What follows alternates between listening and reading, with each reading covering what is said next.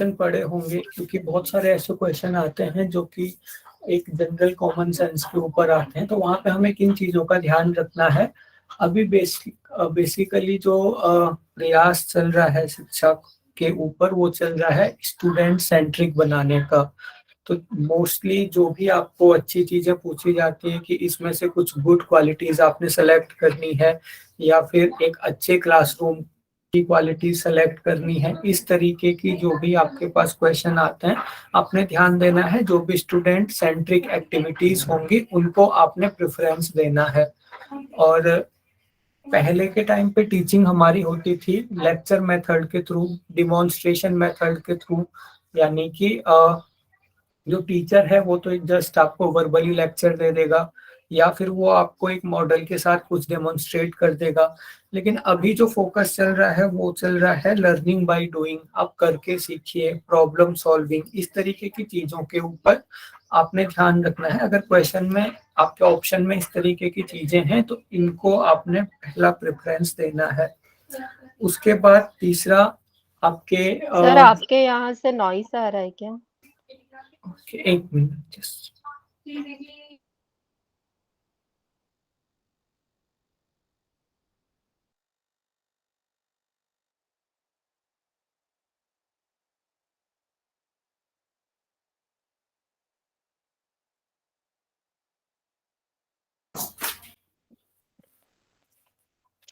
Okay, तो दो तीन चीजें आपको बताई मैंने। उसके बाद अभी जो एक पीरियड चल रहा है वो एडू टेक का पीरियड चल रहा है, एजुकेशन और टेक्नोलॉजी। तो जितनी आपकी टेक्नोलॉजी से रिलेटेड चीजें ऑप्शन में आती हैं, लाइक आपका ये जो प्रोजेक्टर वगैरह का यूज है, या फिर ऑडियो विजुअल टीचिंग एड्स का यूज है, तो इन सबको भी आपने प्रेफरेंस देना है। उसके बाद एट लास्ट कुछ चीजें मैंने अभी आपको बताई। एक तो आपको स्टूडेंट सेंट्रिक, यानी कि विद्यार्थियों के लिए जो ऑप्शन सही है, स्टूडेंट सेंट्रिक ऑप्शन को आपने प्रेफरेंस देना है। दूसरा एडू टेक, यानी कि एजुकेशन और जो टेक्नोलॉजी है उससे रिलेटेड जो ऑप्शन है उनको प्रेफरेंस देना है। तीसरा, थोड़ा सा ये जो टीचिंग का सब्जेक्ट है, इसमें आपको थोड़ा इमोशनली ज़्यादा सोचना है, क्योंकि जो भी कुछ ऐसे क्वेश्चन आएंगे, कोई अगर स्टूडेंट क्लास में शरारत कर रहा है तो उसे हम क्या उस कैसे ट्रीट कर सकते हैं। तो यहाँ पे आपने थोड़ा सा इमोशनल और लॉजिकल वे में सोचना है। तो इस तरीके से हम फिर इसके क्वेश्चन को सही कर सकते हैं, सही करने की ज्यादा संभावनाएं हो जाती हैं। फिर इन्हीं सारे पॉइंट्स को हम ध्यान में रखेंगे और अब हम स्टार्ट करते हैं। नीचे कुछ आपके पास अल्टरनेटिव्स हैं, उनमें से आपने ऐसे फैक्टर्स को चुनना है जो कि टीचिंग को इफेक्टिव बनाने में हेल्प करते हैं। फिर से रिपीट कर रहा हूँ, आपने ऐसे फैक्टर्स को चुनना है, ऐसे फैक्टर्स को सेलेक्ट करना है जो कि टीचिंग को इफेक्टिव बनाते हैं, प्रभावशाली बनाते हैं। तो फैक्टर यहाँ पे हैं teachers knowledge of subject, teacher को अपने विषय का कितना ज्ञान है। Teacher socio economic background, teacher का जो सामाजिक और आर्थिक बैकग्राउंड है। टीचर की कम्युनिकेशन स्किल, टीचर की एबिलिटी कि वो बच्चों को कैसे प्लीज कर सकता है। प्लीज करने का मतलब होता है बच्चों की दृष्टि में अच्छा बनने की कोशिश करना। तीसरा है टीचर का बच्चों के साथ व्यक्तिगत संबंध। और लास्ट है इसमें एक टीचर की एबिलिटी कि वो क्लास को कैसे मैनेज कर सकता है, क्लास में जितनी भी आपके एक्टिविटीज चल रही हैं उनको कैसे मैनेज और मॉनिटर कर सकता है। तो कितने ऐसे फैक्टर हैं जो कि टीचिंग को इफेक्टिव बनाते हैं। सर फोर्थ फोर्थ ACNF, हाँ जी, इसमें आपका टीचिंग का नॉलेज, टीचर का नॉलेज आ जाएगा। उसके अलावा टीचर का कम्युनिकेशन स्किल और टीचर का कैसे वो क्लास को मैनेज कर रहा है। तो ये क्वेश्चन तो सभी लोग कर लेंगे। एक टीचर का सोशियो इकोनॉमिक बैकग्राउंड, यानी कि वो किसी रिच बैकग्राउंड से है या फिर पुअर बैकग्राउंड से है, सोशली वो कहाँ से है, इसके अलावा वो स्टूडेंट को प्लीज कर पा रहा है या फिर नहीं कर पा रहा है, उसके स्टूडेंट के साथ व्यक्तिगत संबंध है या नहीं है, इन चीजों का टीचिंग के ऊपर कोई फर्क नहीं पड़ता है।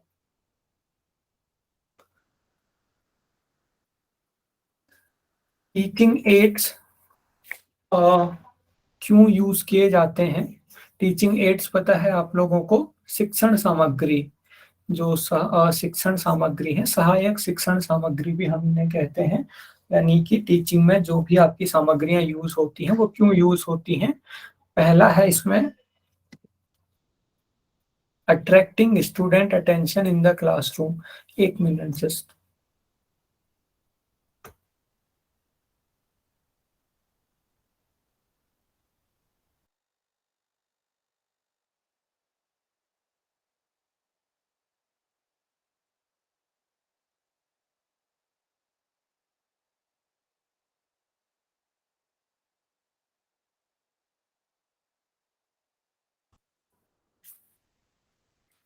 तो टीचिंग एड्स क्यों यूज होते हैं, कैसे हम उनको जस्टिफाई कर सकते हैं?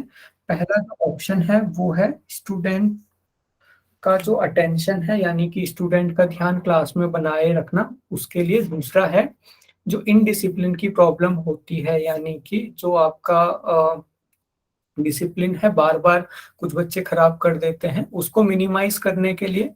तीसरा है लर्निंग आउटकम को ऑप्टिमाइज करने के लिए, यानी कि आपके शिक्षण से जो भी आउटकम आने वाला है उसको और अच्छा बनाने के लिए। चौथा ऑप्शन है इसमें स्टूडेंट को इफेक्टिवली इंगेज करने के लिए, जो भी वो चीज सीख रहे हैं उसमें स्टूडेंट को इंगेज करने के लिए। तो सर क्या फोर्थ टीचिंग, हाँ जी, फोर्थ हाँ लग जी, रहा है। हाँ जी, तो इसका जो है वो फोर्थ होगा। टीचिंग एड क्यों यूज होते हैं? ताकि हम स्टूडेंट को इंगेज कर सकें। हम इसीलिए ब्लैक बोर्ड का यूज करते हैं ताकि स्टूडेंट और इंगेज हो सकें, यानी कि एक तो हम बोल के स्टूडेंट को समझा सकते हैं, उससे उनका जो ऑडियो ऑडियो उन तक जा रही है। अगर हम ब्लैक बोर्ड पे और लिखने लगे तो वहां पे विजुअल भी इंक्लूड हो गया। तो मेनली यहाँ पे स्टूडेंट को और इंक्लूड करने के लिए, स्टूडेंट को और इंगेज करने के लिए टीचिंग एड का यूज किया जाता है। तो यहाँ पे एक असर्शन है, एक रीजन है। हाँ जी, टीचिंग एड्स एड्स मतलब नहीं समझ आया सर, तो इंग्लिश में है तो थोड़ा सा दिक्कत हो रहा है क्वेश्चन। ओके ठीक है, आप पूछ लीजिए। जैसे टीचिंग एड्स का मतलब होता है शिक्षण सामग्री। शिक्षण सामग्री जैसे कि टीचर यूज करते हैं ना, पहले चौक डस्टर ये ज्यादा यूज करते थे, आपका मैप। अब क्या यूज करते हैं? प्रोजेक्टर। और ये सारी चीजें टीचिंग एड्स में आती हैं। नेक्स्ट है एक असर्शन है, एक रीजन है। असर्शन ये है कि जो हायर एजुकेशन है उसका पर्पस है ताकि जो स्टूडेंट हैं उनमें क्रिटिकल और क्रिएटिव थिंकिंग एबिलिटीज को प्रमोट किया जाए। क्रिटिकल और क्रिएटिव का मतलब होती है चिंतनशील वैचारिक सामर्थ्य उनमें प्रोवाइड, उनमें बढ़ाया जाए, यानी कि उनकी जो सोचने समझने का जो नजरिया है उसका विकास किया जाए। और इन एबिलिटीज की जरूरत होती है जॉब प्लेसमेंट के लिए। ये आपका रीजन है। तो सही है सर। ए हाँ जी, सर। ए सेकंड। ये ठीक है ए बराबर लग सर, रहा है। सेकंड। ओके, इसका जो आंसर होगा मैंने सेकंड आपको, होगा। हाँ जी, इनिशियली कहा था थोड़ा सा इमोशनली सारे के सारे क्वेश्चन ये सॉल्व करने होते हैं। तो इनका जो भले ही लॉजिकल वे में सबको जॉब चाहिए, लेकिन अगर हम मोरालिटी वाइज देखें तो ये जो एबिलिटीज हैं ये जॉब प्लेसमेंट को इंश्योर नहीं करती हैं, क्योंकि ये जो एबिलिटीज हैं इनका मेन जो मकसद है, इनका मेन मकसद है कि जो स्टूडेंट है उसको एक अच्छा इंसान बनाना। तो इसका आंसर है दूसरा। Critical and creative thinking abilities इसलिए डेवलप की जाती है ताकि जो स्टूडेंट है आगे जाके वो एक अच्छा इंसान बने और प्रॉब्लम सॉल्विंग उसका नेचर डेवलप हो धीरे धीरे। तो इसका दूसरा ऑप्शन सही है। क्लियर हुआ? हाँ सर। Yes sir. हाँ जी। अभी धीरे धीरे जैसे आप और क्वेश्चन करोगे, इनके आंसर देखोगे, तो आपका भी ये टीचिंग के क्वेश्चन को करने का एटीट्यूड फिर धीरे धीरे डेवलप हो जाता है। ठीक है, इसमें कुछ दो आपको कॉलम दिए हुए हैं। एक तरफ है जिसमें ABCD में लिखा हुआ है, दूसरा तरफ है जिसमें आपके 1 2 3 4 में ऑप्शन दिए हुए हैं, तो आपको मैच करना है। एक तरफ है फॉर्मेटिव इवैल्यूएशन, फिर B है सम्मेटिव इवैल्यूएशन, C है continuous and comprehensive evaluation and D है norm and criterion reference test. दूसरी टेबल में पहला है evaluating cognitive and cognitive aspect with regularity, यानी कि जो आपका कॉग्निटिव एस्पेक्ट है, कॉग्निटिव हम कहते हैं संज्ञानात्मक, है ना, यानी कि जो बुद्धि से रिलेटेड चीजें हैं उन्हें संज्ञानात्मक कहते हैं, और को कॉग्निटिव यानी कि बुद्धि के साथ साथ बाकी जो चीजें हैं जैसे कि स्किल डेवलप करना, तो कॉग्निटिव और को कॉग्निटिव एस्पेक्ट का लगातार उनको इवेलुएट करना। दूसरा है test and their interpretation based on group and certain yardstick. इसका मतलब है कि जो टेस्ट है और उनका इंटरप्रिटेशन करना जो कि किसी एक ग्रुप पे बेस्ड होते हैं। आपका C है grading the final learning outcome. जो फाइनल लर्निंग आउटकम है यानी कि टोटल एक क्लास में बच्चों ने जितना सीखा। और चौथा है क्विजेज एंड डिस्कशन। तो कौन सा ऑप्शन सही लग रहा है आपको? जिन लोगों को समझ में नहीं आया अभी मैं एक पूरा बार सर फॉर्मेटिव और समेटिव थोड़ा सा बताइए ना। ओके, फॉर्मेटिव और समेटिव का मुझे हिंदी में नहीं पता है अभी। नहीं सर, हिंदी वर्ड भी इंग्लिश में ही मतलब उसको समझा दीजिए सर। हाँ जी, ठीक है। एक बार जैसे जिन लोगों को ये क्वेश्चन जो लोग कर पा रहे हैं वो ट्राई कीजिए, उसके बाद मैं इवैल्यूएशन पूरा समझाऊंगा आपको। फॉर्मेटिव, समेटिव, नॉर्म, क्राइटेरियन, जितनी चीजें लिखी हुई हैं ये मैं सर सारी फोर्थ एक्सप्लेन ऑप्शन नहीं दिखाई दे रहा है सर, फोर्थ ऑप्शन नहीं दिखाई दे रहा है। ओके।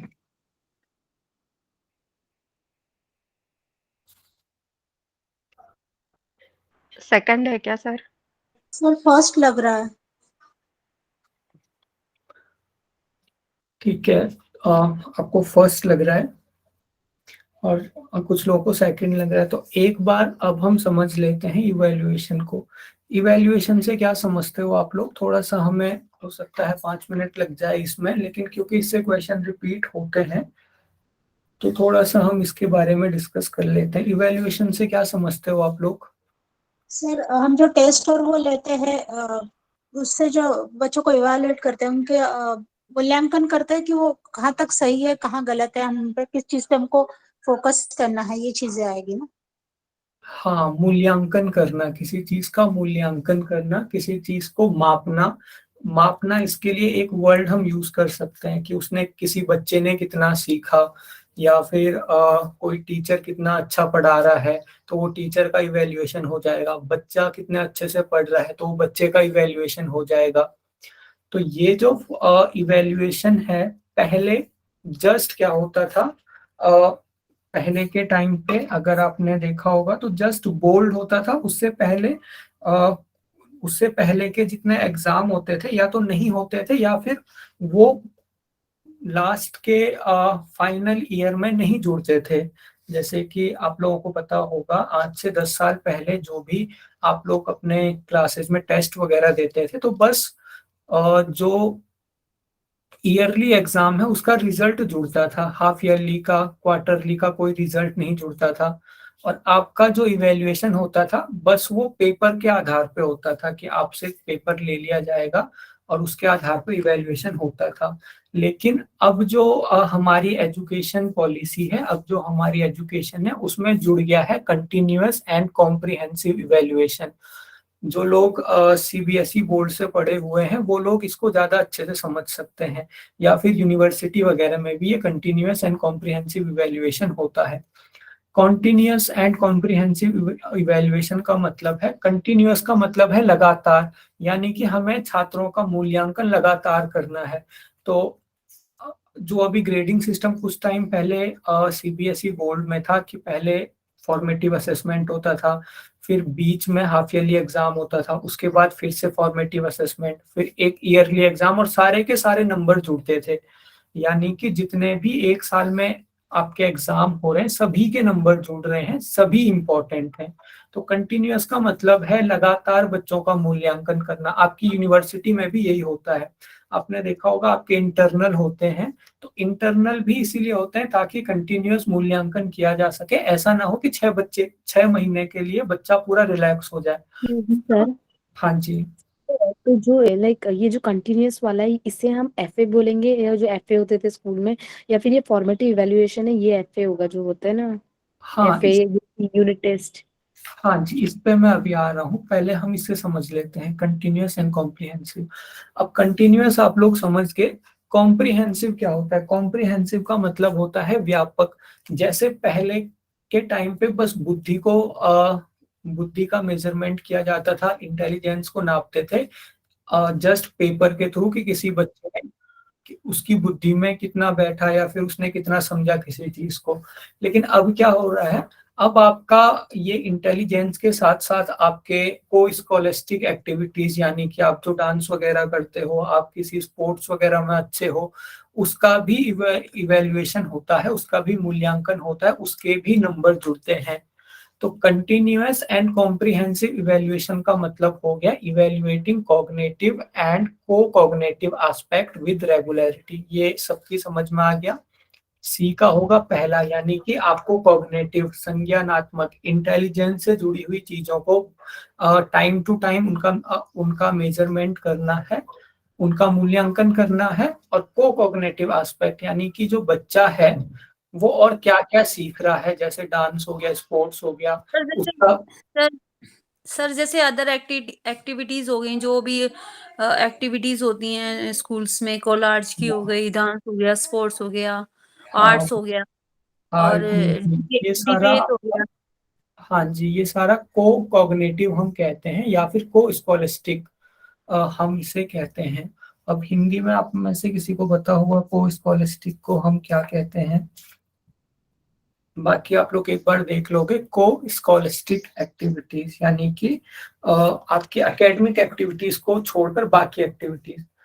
तो ये जो सर सीसी। हाँ इसमें जी, एक्स्ट्रा करिकुलर एक्टिविटीज आ जाएगी ना? हाँ बिल्कुल, ये बिल्कुल सही टर्म है, extra curricular activities. Okay, next. अब ये समझ में आ गया आप लोगों को कंटिन्यूअस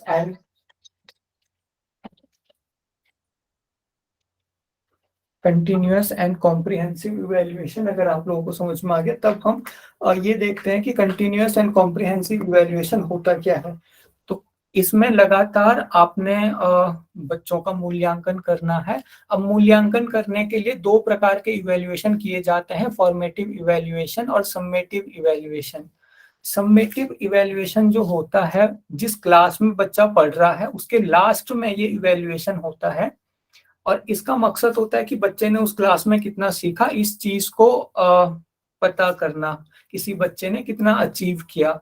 तो ये एक कक्षा के लास्ट में होगा, यानी कि अगर कोई फर्स्ट क्लास का बच्चा है तो फर्स्ट क्लास की पूरी होने पे जो लास्ट में जो टेस्ट होते हैं, जिन्हें हम ईयरली टेस्ट भी कहते हैं, तो उन्हें ही सम्मेटिव इवैल्यूएशन कहा जाता है। ये क्यों कराए जाते हैं? ताकि ये पता लगाया जा सके कि किसी बच्चे ने एक साल में कितना अचीव किया है। ये हमारे सम्मेटिव इवैल्यूएशन हो गए। उसके बीच बीच में आपके फॉर्मेटिव इवैल्यूएशन होते हैं, जो बीच बीच में आपके यूनिट टेस्ट होते हैं, ये फॉर्मेटिव इवैल्यूएशन ही होते हैं। एंड इसका मुख्य लक्ष्य क्या है? फॉर्मेटिव इवैल्यूएशन का मुख्य लक्ष्य ये नहीं है कि बच्चा कितना अचीव कर रहा है। फॉर्मेटिव इवैल्यूएशन का मुख्य लक्ष्य ये है कि पढ़ाई कितने अच्छे से हो रही है, टीचर कितने अच्छे से पढ़ा रहा है, और किन किन चीजों में सुधार किया जाना चाहिए। तो अगर आपके पास क्वेश्चन आ रहा है और उसमें सुधार लिखा हुआ है, तो वहां पे फॉर्मेटिव इवैल्यूएशन होता है। फॉर्मेटिव इवैल्यूएशन की वजह से ही टाइम टू टाइम टेस्ट लिया जाता है, और उसमें जो कमियां होती हैं उनको उसी कोर्स में फिर ठीक किया जाता है। तो ये जो कंटिन्यूअस एंड कॉम्प्रिहेंसिव इवैल्यूएशन है, इसके अंदर दो चीजें आ गई, फॉर्मेटिव इवैल्यूएशन और सम्मेटिव इवैल्यूएशन। तो ये 3 ऑप्शन क्लियर हो गए आप लोगों को? Yes sir. जी सर। Yes sir. ओके, अब ये norm and criterion difference test क्या होता है? तो जो कोई भी टेस्ट है उसको हम 2 कैटेगरी में डिवाइड कर सकते हैं। अब ये पूरी तरह से हम अलग तरीके से एक चीज को डिवाइड कर रहे हैं। जैसे यहाँ पे जितने लोग बैठे हुए हैं, मैंने पहले भी ये एग्जांपल बहुत बार दिया है ताकि कंफ्यूजन ना हो। जितने लोग बैठे हुए हैं उनको हम कई आधार पे डिवाइड कर सकते हैं। एक तो मेल एंड फीमेल के आधार पे डिवाइड कर सकते हैं। हाँ जी। सर तो मतलब मुझे मतलब ये जो आपने बताया कि फॉर्मेटिव इवैल्यूएशन जिसमें रेगुलर बेसिस पे अपग्रेडिंग बच्चे की देखी जाती है, तो रेगुलर टेस्ट लेते रहते हैं, तो इसमें और कंटिन्यूअस वाले में तो कोई डिफरेंस नहीं है, कंटिन्यूअस में भी रेगुलर लेते हैं? जो कंटिन्यूअस है ना, उसके अंदर ही 2 चीजें होती हैं, फॉर्मेटिव और सम्मेटिव। ओके। यानी हाँ जी, तो फॉर्मेटिव वाले में जो आपकी क्लास है उसके बीच बीच में जो टेस्ट होते हैं वो फॉर्मेटिव टेस्ट होते हैं, और लास्ट में ईयरली जो एक टेस्ट होता है जिसे हम बोर्ड भी समझते हैं उसे सम्मेटिव इवैल्यूएशन कहते हैं। सर फॉर्मेटिव में तो बीच बीच में जो टेस्ट होंगे उसी को बोलेंगे ना? हाँ जी, उसे ही बोलेंगे। उसका मेन लक्ष्य होगा सुधार करना, जो भी कमियां आ रही हैं उनमें सुधार करना। और सम्मेटिव इवैल्यूएशन का जो लक्ष्य रहता है वो रहता है कि बच्चे ने कितना अचीव किया, वो अगली क्लास में जाने लायक है या नहीं है, ये सम्मेटिव इवैल्यूएशन के थ्रू हम देखते हैं। तो जो आपके यूनिट टेस्ट हो गए वो फॉर्मेटिव इवैल्यूएशन हो गया, और जो आप लास्ट में एक एग्जाम देते हो जिसे आप एक्सटर्नल एग्जाम भी कहते हो, वो आपका सम्मेटिव इवैल्यूएशन हो गया। और ये दोनों मिलके आपका कंटिन्यूअस एंड कॉम्प्रिहेंसिव इवैल्यूएशन बनाते हैं। क्लियर हुआ अब? जी सर। यस हाँ सर। जी। अब इवैल्यूएशन को एक और तरीके से हम विभाजित कर सकते हैं, किस आधार पे कि हम किस चीज से तुलना कर रहे हैं। ये है norm and criterion reference test. तो अगर हम किसी एक खास क्राइटेरिया से तुलना कर रहे हैं, फॉर एग्जांपल जैसे कि अभी तक आपके जो भी कॉपी वगैरह चेक होती है, कैसे चेक होती है, हर क्वेश्चन के कुछ नंबर होते हैं कि इस क्वेश्चन के 10 नंबर हैं, इस क्वेश्चन के 15 नंबर हैं, उसमें से आपको नंबर दिए जाएंगे। तो जब किसी पहले से ही आधारित क्राइटेरिया के आधार पे बच्चों का मूल्यांकन होता है, कि पहले से ही क्राइटेरिया बना दिया कि ये पेपर आपका 100 नंबर का है और ये 100 नंबर में से बच्चों के कितने नंबर आएंगे, तो ये होता है क्राइटेरियन रिफरेंस टेस्ट। समझ में आया कि कोई क्राइटेरिया सेट करना और उस क्राइटेरिया के आधार पे बच्चों का मूल्यांकन करना। जैसे कि मैं यहाँ पे क्राइटेरिया सेट कर सकता हूँ कि मैं आपकी कम्युनिकेशन स्किल के 10 नंबर रखूंगा, आपकी रीडिंग स्किल के 10 नंबर रखूंगा, उसके आधार पे फिर मैं आपको नंबर दूंगा। तो क्राइटेरिया के आधार पे जो टेस्ट लिया जाता है उसे कहते हैं क्राइटेरियन रिफरेंस टेस्ट। और दूसरा होता है norm reference test. Norm reference test क्या होगा? जब हम बच्चों की आपस में तुलना करके फिर उनका मूल्यांकन करते हैं। जैसे कि अगर मेरे को आपकी कम्युनिकेशन रीडिंग वगैरह का टेस्ट लेना है तो मैं कोई क्राइटेरिया नहीं बनाऊंगा। मैं ऐसे नहीं बोलूंगा कि इस चीज के 10 नंबर हैं, इस चीज के 20 नंबर है। मैं जस्ट आप लोगों को एक एक करके बुलाऊंगा, आप लोगों की तुलना करूंगा कि ये सबसे अच्छा है, उसके बाद ये है, फिर ये है। तो जब हम किसी एक क्राइटेरिया से मूल्यांकन करते हैं तो वो क्राइटेरियन डिफरेंस टेस्ट हो गया। और जब हम बच्चों का आपस में ही कंपेयर करके मूल्यांकन करते हैं तो वो नॉर्म रिफरेंस टेस्ट हो गया।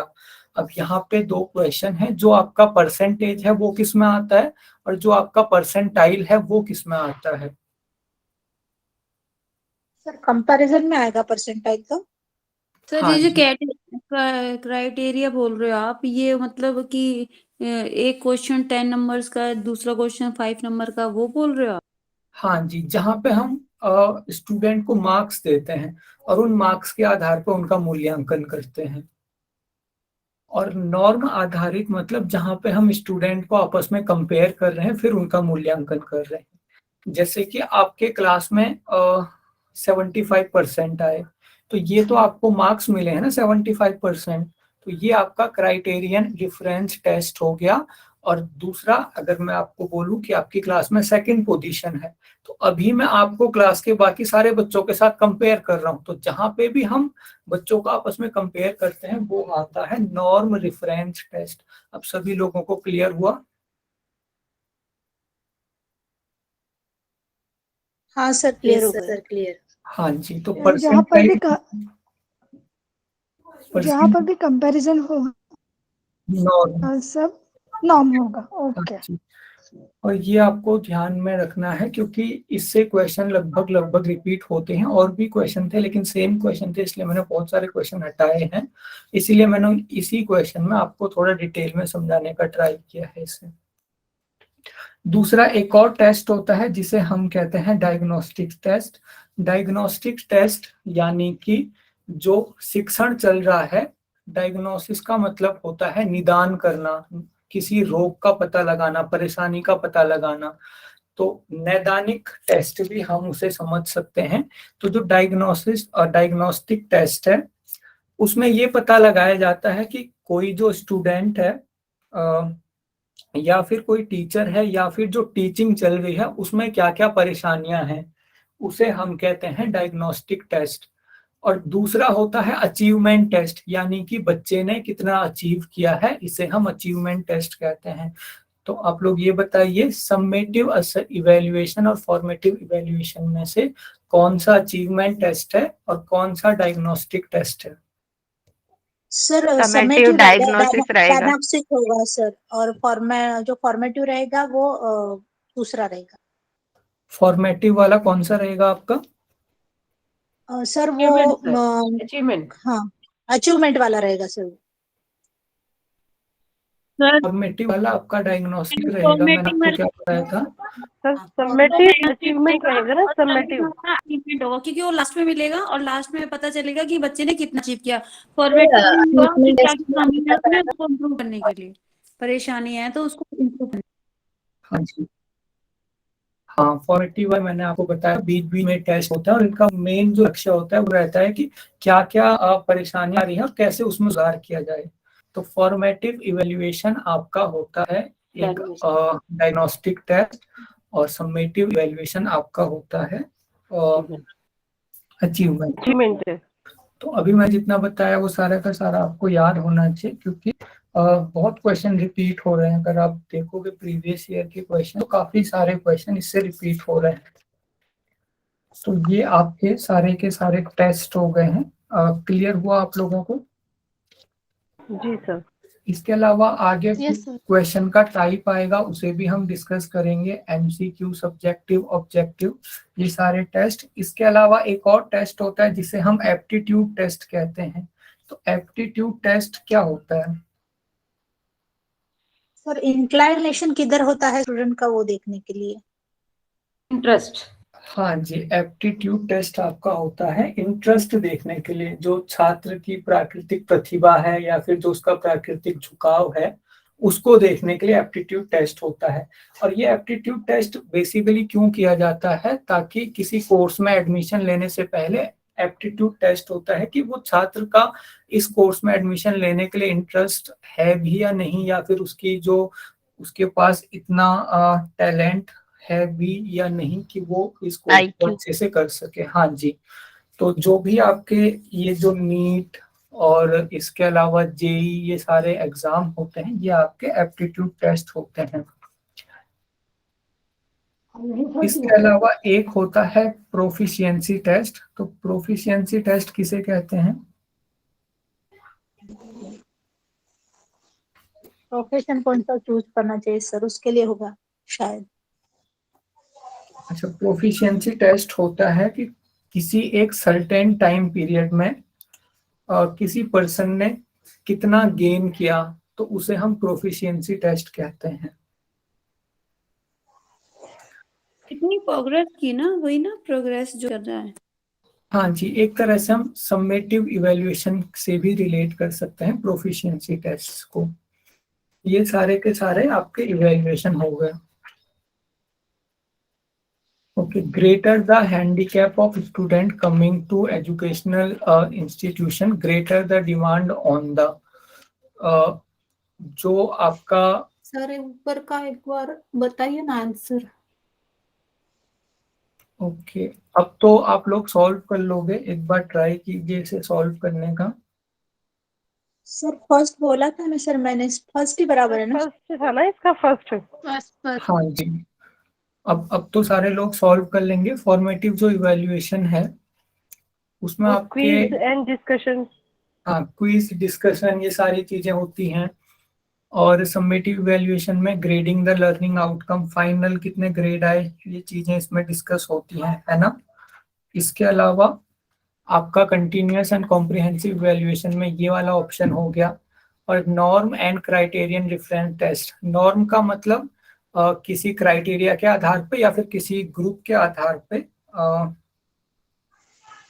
जब हम मूल्यांकन करते हैं। तो क्लियर हुआ? जी सर। Yes sir.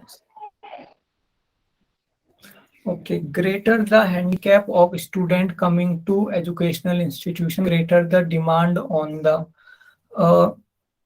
हैंडीकैप का मतलब यहाँ पे है बाधा, रुकावट, प्रतिकूलता। तो जितने स्टूडेंट्स को ज्यादा बाधाएं आएंगी किसी एजुकेशनल इंस्टीट्यूट में आने में, अ, उतना ही ज्यादा किस पे ज्यादा डिमांड बढ़ेगी, मतलब टीचर का सर 3। हाँ जी, उतना ही टीचर के ऊपर ज्यादा डिमांड बढ़ेगी। उसको फिर उन बाधाओं को सॉल्व करना पड़ेगा, जितनी प्रतिकूलताएं आ रही हैं उनको सॉल्व करना पड़ेगा। ठीक, अब कौन सा कैरेक्टरिस्टिक है आपका सीसीई का, कंटिन्यूअस एंड कॉम्प्रिहेंसिव इवैल्यूएशन। अब मुझे लगता है सबको आंसर करना चाहिए। पहला है, ये स्टूडेंट का वर्कलोड बढ़ाता है, यानी स्टूडेंट के ऊपर जिम्मेदारी और उनके ऊपर एक्स्ट्रा काम बढ़ाता है, उनके बहुत सारे टेस्ट लेकर के। दूसरा है, ये मार्क्स को ग्रेड से रिप्लेस कर देता है, यानी कि अब मार्क्स नहीं मिलते, अब ग्रेड मिलते हैं। इसके अलावा ये बच्चों की सारे के सारे एस्पेक्ट को इवेल्युएट करता है, उनका जितना भी एस्पेक्ट है उनका मूल्यांकन करता है, जैसे उनका मानसिक स्किल वगैरह। और ये जो डी है, ये एग्जामिनेशन फोबिया को कम करने में हेल्प करता है। एग्जामिनेशन फोबिया यानी कि एग्जाम का जो डर है, जिसे आप सभी लोग फील कर पा रहे होंगे आजकल, उसको कम करने में ये हेल्प करता है। तो पाया कूट है वो देखो आगे। हाँ, ये है आपका। और का देखा वो को कुछ उनका कौन मुंह पड़ी का। अरे संजय पढ़े जी हैं तो माइक का म्यूट कीजिए please. Sanjay ji mike mike mute कीजिए। ओके, अभी स्क्रीन में, एक स्क्रीन में विजिबल है। Yes sir. Sir fourth answer लग रहा है इसका। हाँ जी, तो सबसे पहले आपको निगेटिव पॉइंट्स काटने हैं। तो ए तो होगा नहीं कि ये बच्चों पे एक्स्ट्रा वर्कलोड बढ़ाने के लिए बनाया गया था, तो ए जिसमें भी है उसे आप लोग हटा दीजिए। तो ये दो ऑप्शन तो हट जाएंगे। उसके बाद बी डी है, एंड इसमें बी सी एंड डी है, यानी कि आपका सी ही लिया गया है, सी को देखना है हमने। तो it evaluates every aspect of student, ये तो सबसे प्राइमरी कैरेक्टरिस्टिक है सीसीई का, कि ये बच्चों के सर्वांगीण विकास को का मूल्यांकन करता है। तो इसका ऑप्शन होगा चौथा, बी सी एंड डी, क्योंकि अब ये मार्क्स की जगह ग्रेड देता है और ये बच्चों के सभी पक्षों का मूल्यांकन करता है, और ये बच्चों में एग्जामिनेशन फोबिया को कम करने में हेल्प करता है। अच्छा, नीचे कुछ एट्रीब्यूट्स दिए गए हैं, उसमें से कौन सा एक टीचर की स्ट्रेंथ को दर्शाता है। तो पहला है कि वो एक इंस्टीट्यूट में, स्कूल में पूरा टाइम इन्वॉल्व है। दूसरा है कि वो एक उदाहरण प्रस्तुत कर रहा है बच्चों के सामने। तीसरा है कि जो टेस्ट आने वाला है वो पहले से अजम्पशन बना के रखता है। और चौथा है कि वो अपनी गलतियों को एक्सेप्ट कर रहा है।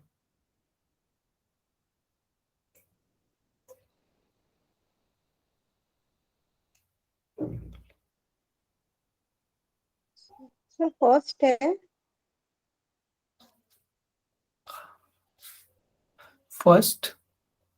अच्छा, ओके, ये वाला सेकंड लग रहा है। और ये सी वाला दो ऑप्शन समझे आप लोग, willingness to putting assumption to the test, यानी कि जो टेस्ट का रिजल्ट आने वाला है पहले ही उसको अज्यूम कर लेना और कमजोर छात्रों की मदद करना। एक तरह से इस तरीके से आप तीसरे ऑप्शन को समझ सकते हो। तो अब बताइए। सर टेस्ट के को अज्यूम करके मतलब कैसे ये वाली चीज?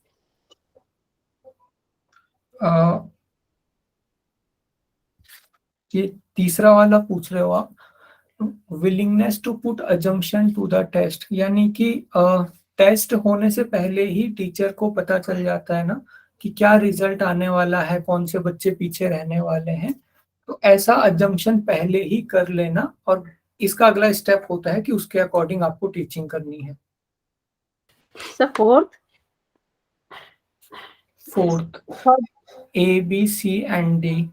अब ये यहाँ पे आपको एक चीज देखनी पड़ेगी, एक टीचर की कभी ये स्ट्रेंथ नहीं होती है कि वो फुल टाइम इन्वॉल्व रहे इंस्टीट्यूशनल मैनेजमेंट में, यानी कि स्कूल के मैनेजमेंट में उसे पूरी तरह से एक्टिव इन्वॉल्वमेंट रखने की जरूरत नहीं है।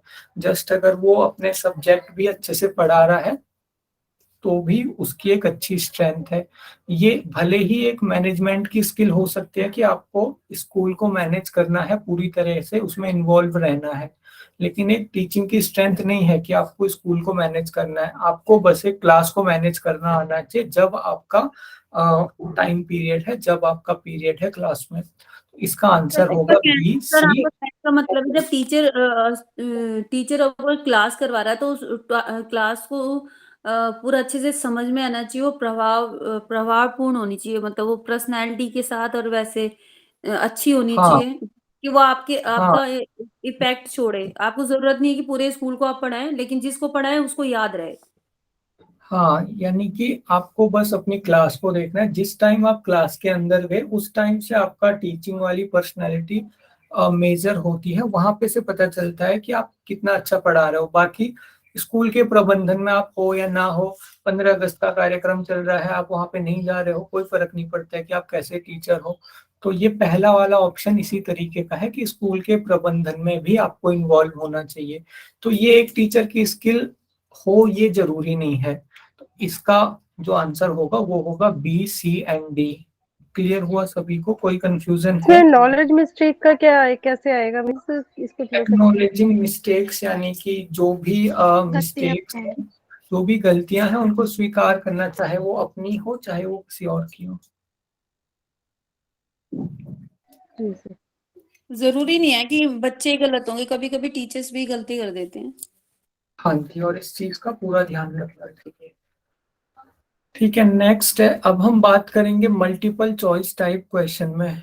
तो जो मल्टीपल चॉइस टाइप क्वेश्चन होते हैं वो ज्यादा ऑब्जेक्टिव होते हैं ट्रू फॉल्स टाइप क्वेश्चन से, कम ऑब्जेक्टिव होते हैं ऐसे टाइप क्वेश्चन से, और ज्यादा सब्जेक्टिव होते हैं शॉर्ट आंसर टाइप क्वेश्चन से, और ज्यादा सब्जेक्टिव होते हैं ट्रू फॉल्स टाइप क्वेश्चन से।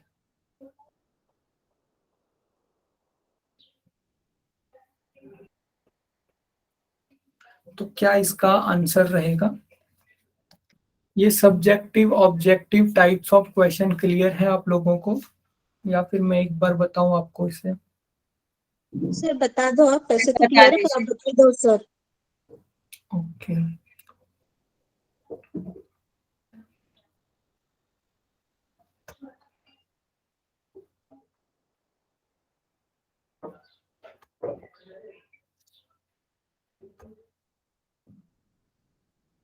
ओके, जो क्वेश्चन है उनको हम दो कैटेगरीज में डिवाइड कर सकते हैं, या फिर अगर हम इनिशियली लेके चलें तो उन्हें हम 3 से 4 टाइप के हमारे क्वेश्चन होते हैं। तो सबसे पहले हमारे आगे ट्रू फॉल्स वाले क्वेश्चन, उसके बाद एमसीक्यू,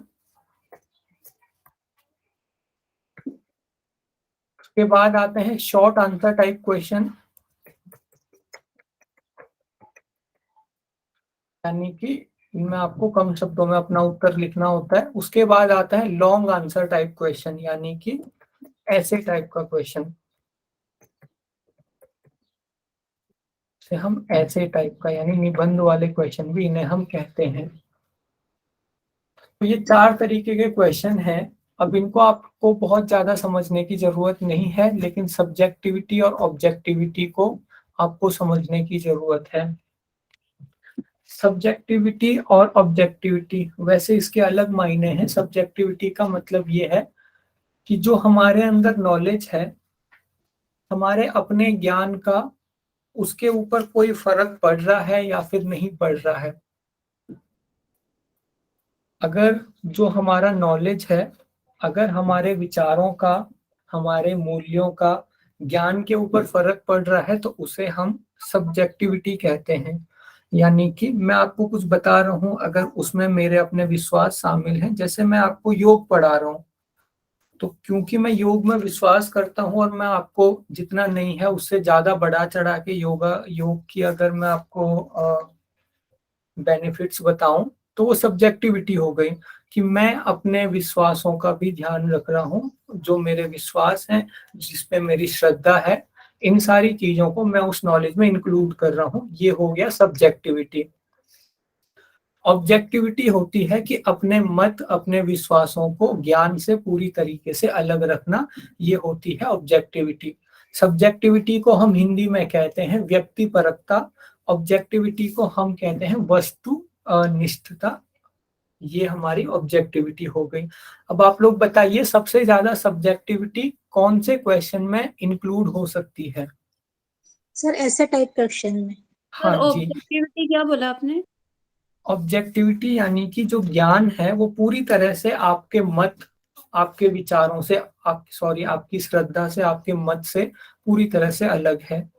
मतलब नॉलेज का बिल्कुल ट्रू फॉर्म, यानी कि योग के बारे में जो है मैं वही बताऊंगा। मेरी जो अपनी खुद की श्रद्धा है, मेरी जो अपने खुद के विश्वास है, मैं उनको बीच में नहीं लेके आऊंगा। ये होता है ऑब्जेक्टिविटी। तो सब्जेक्टिविटी का बिल्कुल उल्टा है ऑब्जेक्टिविटी। तो सबसे ज्यादा अगर हम देखें तो सबसे ज्यादा सब्जेक्टिविटी होती है लॉन्ग आंसर टाइप क्वेश्चन में, क्योंकि आपको पूरा का पूरा 2-3 पेज भरने हैं, तो जितने भी आपके विचार हैं वो सारे के सारे इसमें मिक्स हो जाएंगे। तो सबसे ज्यादा सब्जेक्टिव क्वेश्चन आपके होते हैं लॉन्ग आंसर टाइप क्वेश्चन। उससे थोड़ा सा कम सब्जेक्टिव होते हैं शॉर्ट आंसर टाइप क्वेश्चन। और ये जो आपके एमसीक्यू या फिर ट्रू फॉल्स हैं, ये बिल्कुल भी सब्जेक्टिव नहीं होते, पूरी तरह से ऑब्जेक्टिव रहते हैं। क्योंकि 4 ऑप्शन रहेंगे, 4 ऑप्शन में से मेरे अंदर मेरे क्या मत है, मेरे क्या विश्वास है, इस चीज का कोई फर्क नहीं पड़ेगा। मेरे को जस्ट राइट ऑप्शन को टिक करना है। तो अगर मैं बात करूं सब्जेक्टिविटी की, अगर मैं रेटिंग करूं, तो सबसे ज्यादा सब्जेक्टिव हमारे लॉन्ग आंसर टाइप क्वेश्चन होते हैं। मैंने इसलिए आपको 1 लिख दिया।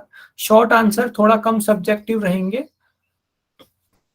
क्योंकि मेरे को कम शब्दों में लिखना है, तो मैं वहां पे जब ज्यादा अपने श्रद्धा विश्वासों को इंक्लूड नहीं कर पाऊंगा, ज्यादा अपने शब्दों में उस चीज को नहीं लिख पाऊंगा मैं, क्योंकि शॉर्ट आंसर टाइप क्वेश्चन है।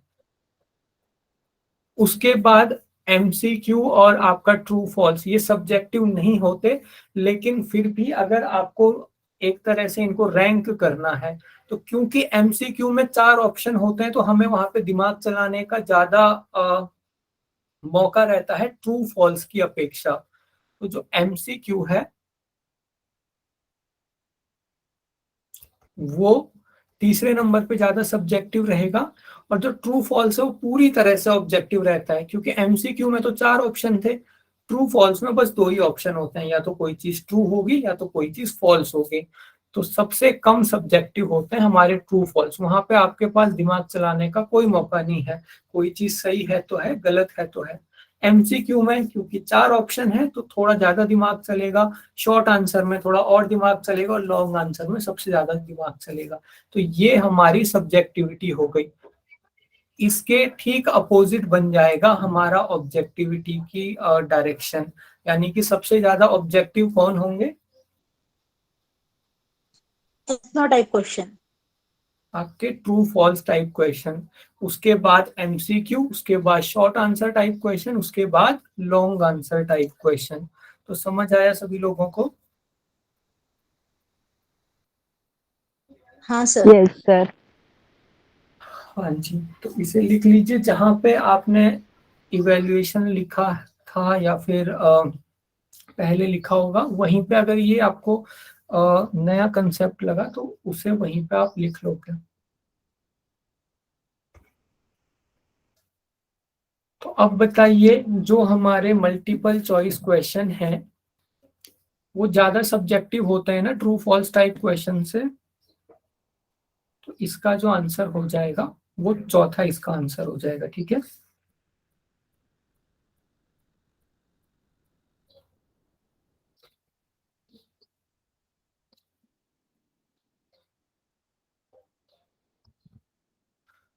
नेक्स्ट ये एक जनरल नॉलेज का क्वेश्चन है। जैक्स डिलोर्स, इनकी एक रिपोर्ट आई थी यूनेस्को में, तो वो जो रिपोर्ट थी उसका टाइटल था learning the treasure with in.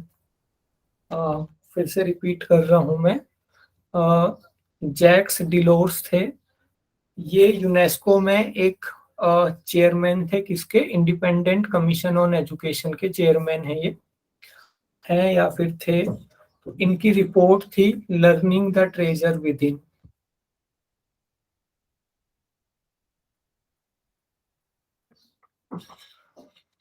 Learning the treasure with in. Okay, next है अच्छी टीचिंग के लिए कौन कौन सी चीजें जरूरी हैं। सर आपने डायग्नोसिस, इससे पहले वाले में क्या बताया था? इसमें इसमें यस सर। हाँ जी, मैंने बताया था कि जो यूनेस्को है उसके अंतर्गत एक विभाग है इंडिपेंडेंट कमीशन ऑन एजुकेशन नाम से, उसके जो चेयरमैन हैं उनका नाम है जैक्स डिलोर्स। उनकी रिपोर्ट आई थी learning the treasure with in नाम से। Okay sir. ये, हाँ जी, ये जस्ट एक जनरल नॉलेज का क्वेश्चन उन्होंने पूछा था। गुड टीचिंग के लिए किन किन चीजों की रिक्वायरमेंट होती है? Diagnosis, remedy, direction and feedback.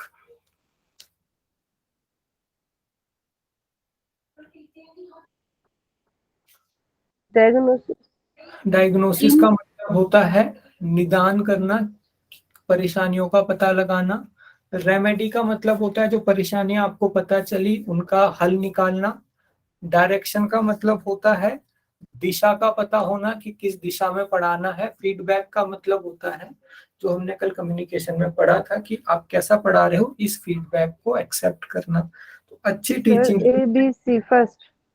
हाँ sir ji, first. A, B, C, D हाँ सर, सभी first. सभी First चीजें आएगा. जरूरी हैं। ठीक है, कि कौन सी हाईएस्ट लेवल की बौद्धिक क्षमता है?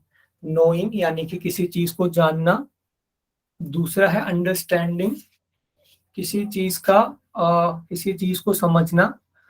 एनालाइजिंग यानी किसी चीज का विश्लेषण करना। और चौथा है इवेल्युएटिंग, किसी चीज का मूल्यांकन करना। तो फोर्थ सबसे होगा। बाकी लोग,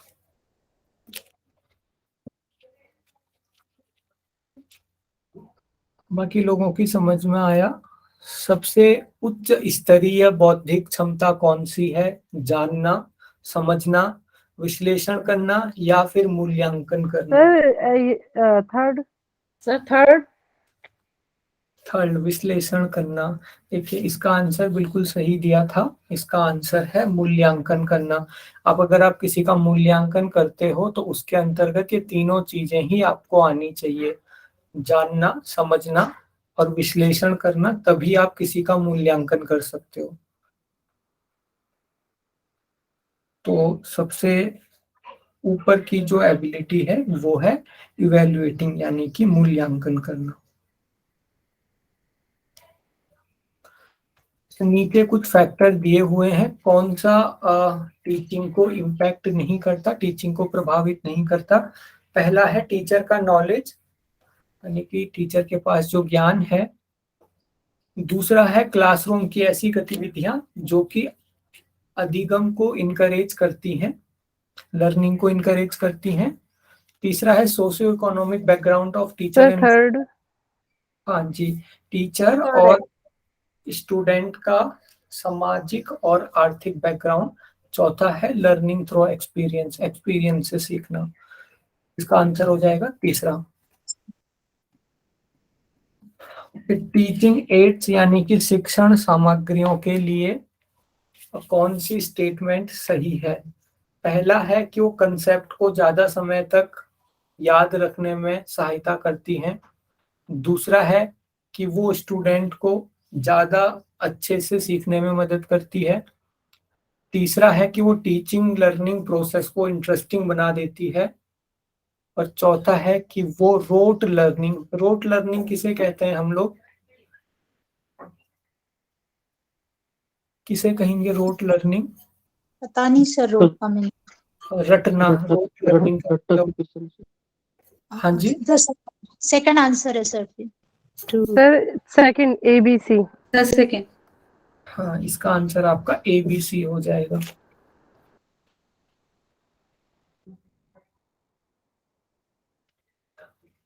टीचर्स कौन कौन सी टेक्निक्स का यूज करता है? पहला है लेक्चर, दूसरा है इंटरैक्टिव लेक्चर, तीसरा है ग्रुप वर्क और चौथा है सेल्फ स्टडी। तो एक टीचर कौन कौन सी टेक्निक का यूज करता है पढ़ाने के लिए? सर सेकंड होगा, पूरे का ही बताना सर। हाँ जी, लेकिन ये जो सेल्फ स्टडी है इसका यूज पढ़ाने के लिए नहीं होता है, टीच लिखा है ना। अगर टेक्निक यूज बाय टीचर आता तो सेल्फ स्टडी भी आता, लेकिन टू टीच आया है।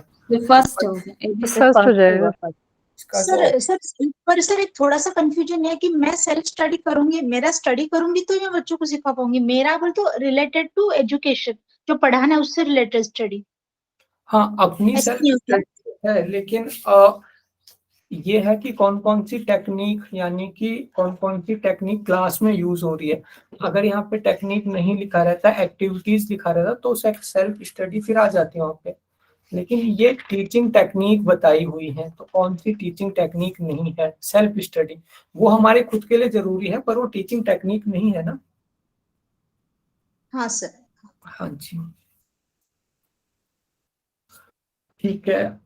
अगला क्वेश्चन का सब लोग जवाब देंगे। अचीवमेंट टेस्ट क्यों यूज होता है, इसका पर्पस क्या है? पहला है making selection for a specific job, एक जॉब के लिए छात्रों का चयन करना, एक कोर्स के लिए कैंडिडेट को सेलेक्ट करना, तीसरा है जो लर्नर्स हैं उनकी स्ट्रेंथ और वीकनेस को आइडेंटिफाई करना, और चौथा है कि टीचिंग के बाद हमने कितना छात्रों ने सीखा, इस चीज का पता लगाने के लिए। Fourth sir. फोर्थ। हाँ जी, इसका आंसर हो जाएगा फोर्थ। अब मैं एक और चीज यहाँ पे क्लियर कर देता हूँ, आपने इसमें कंफ्यूज नहीं होना है कि टीचिंग के बाद हम कैसे पता लगाएंगे। तो जो आपके ये फॉर्मेटिव और सम्मेटिव टेस्ट होते हैं, ये आपके एक ही क्लास में भी हो सकते हैं। क्लास के बीच बीच में जो टीचर क्वेश्चन पूछते रहते हैं कि बच्चों को कोई परेशानी तो नहीं आ रही है, कौन सा बच्चा कितना अटेंटिव है, वो जो बीच बीच में इक्के दुक्के सवाल हो गए टीचर्स के, वो फॉर्मेटिव टेस्ट हो गया। और जो क्लास के बाद अगर टीचर बच्चों से पूछ रहा है कि किसने कितना सीखा, वो सम्मेटिव टेस्ट हो गया। तो अगर आपको फॉर्मेटिव और सम्मेटिव का कंसेप्ट पता होगा तो फिर किसी भी फॉर्म में क्वेश्चन आ जाए, आपने अगर रटा नहीं है, आपको कंसेप्ट पता है, तो आप ऐसे कुछ भी क्वेश्चन कर सकते हो। ठीक है, making selection for a specific job, इसके लिए कौन सा टेस्ट यूज होता है? Aptitude test. प्रोफिशिएंसी। हाँ जी, प्रोफिशिएंसी टेस्ट यूज होता है कि आपने एक निश्चित टाइम पीरियड में किसी स्किल को कितना सीखा, वो आपका प्रोफिशिएंसी टेस्ट जॉब के सिलेक्शन में यूज होता है। आपने जो बोला एप्टीट्यूड टेस्ट, वो होता है किसी कोर्स के लिए कैंडिडेट को सेलेक्ट करना। तीसरा, लर्नर्स की स्ट्रेंथ और वीकनेस को पता करने के लिए कौन सा टेस्ट होता है? एंट्रेंस। नहीं, लर्नर्स यानी कि जो विद्यार्थी सीख रहे हैं, तो सीखते सीखते उनकी, हाँ जी, फॉर्मेटिव। तो फॉर्मेटिव में हमने डायग्नोस्टिक भी उसे कहा था, नैदानिक। तो ये निदान करता है कि क्या क्या समस्याएं हैं, क्या क्या स्ट्रेंथ है। एक अच्छा टीचर हम किसे कहेंगे? जो कि अच्छी और यूजफुल इंफॉर्मेशन देता है, जो कि कंसेप्ट और प्रिंसिपल यानी सिद्धांतों को समझाता है, जो प्रिंटेड नोट्स देता है बच्चों को, और या फिर जो बच्चों को सेकंड प्रेरित सेकंड करता बी होगा फोर्थ सेकंड। है। हाँ जी, सारे सर ऑप्शन सेकंड देख लीजिए एक बार। अ, सर फोर्थ होगा सर। हाँ जी, इसका ऑप्शन होगा फोर्थ। भले ही कंसेप्ट एंड प्रिंसिपल को वो समझा रहा है, लेकिन मैंने आपको स्टार्टिंग में ही एक बात कही थी, अब जो टाइम चल रहा है वो टाइम चल रहा है करके सीखने का। तो एक अच्छा टीचर हम उसे बोलेंगे जो कि बच्चों को खुद सीखने के लिए इंस्पायर करता है। क्लियर हुआ सबको? ओके सर, इससे पहले वाले का थर्ड ही है ना? हाँ जी, और इसके पहले वाले का फोर्थ है कि कितना सीखा किसी बच्चे ने, अचीवमेंट टेस्ट, कितना अचीव किया। Maximum participation of student during teaching is possible through. अब सबसे ज्यादा छात्रों का पार्टिसिपेशन किसमें होगा? लेक्चर मेथड, यानी कि बच्चे सबसे ज्यादा किसमें जुड़ेंगे? लेक्चर मेथड, आप लेक्चर दे रहे हो। डिमॉन्स्ट्रेशन मेथड, आप किसी चीज को डिमॉन्स्ट्रेट कर रहे हो, यानी कि एक तो हो गया कि आप सूर्य नमस्कार के ऊपर लेक्चर दे रहे हो। दूसरा हो गया आप सूर्य नमस्कार को करके दिखा रहे हो, डिमॉन्स्ट्रेशन मेथड। तीसरा हो गया इंडक्टिव मेथड, और चौथा हो गया टेक्स्ट बुक मेथड। तो sir second second sir. Okay, inductive और डिडक्टिव मेथड पता है आप? इंडक्टिव बताइए क्या होता है। सर इंडक्टिव और डिडक्टिव दोनों बता दीजिए सर। ठीक है। Sir inductor. हाँ, इसका ऑप्शन तो इंडक्टिव सही है, पर आप में से कोई जानता है इंडक्टिव और डिडक्टिव क्या होता है? ये लॉजिकल रीजनिंग में भी आपने पढ़ा होगा। हाँ सर सर इंडक्टिव ऊपर पर्टिकुलर टू जनरल आता है और लाइक डिडक्टिव में जनरल टू पर्टिकुलर आता है ना? हाँ जी, तो उसी को आपने यहाँ पे अप्लाई करना है। जो आपका डिडक्टिव हो गया वो आता है आपका जनरल से पर्टिकुलर।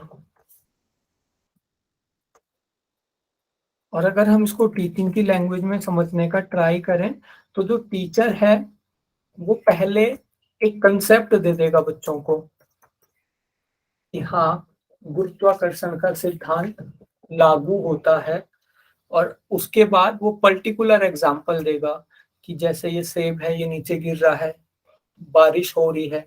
यानी कि पहले कंसेप्ट देना, उसके बाद एग्जाम्पल देना।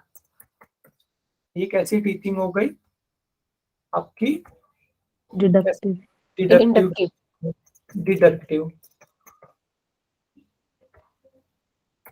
डिडक्टिव यानी कि जनरल टू पर्टिकुलर हम जा रहे हैं। इसे डायरेक्ट टीचिंग भी कहते हैं। डायरेक्ट टीचिंग यानी कि आपने सीधे कंसेप्ट बता दिया बच्चों को। दूसरी होती है इंडक्टिव टीचिंग। इंडक्टिव टीचिंग में आप जाते हैं पर्टिकुलर से जनरल में।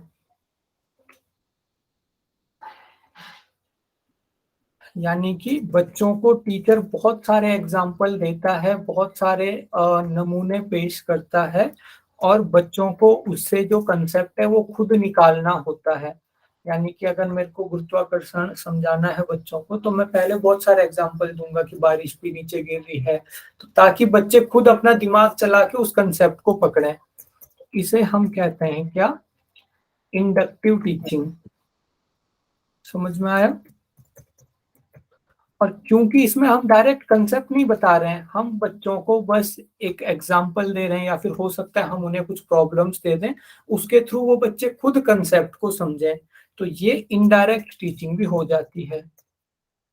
क्लियर हुआ?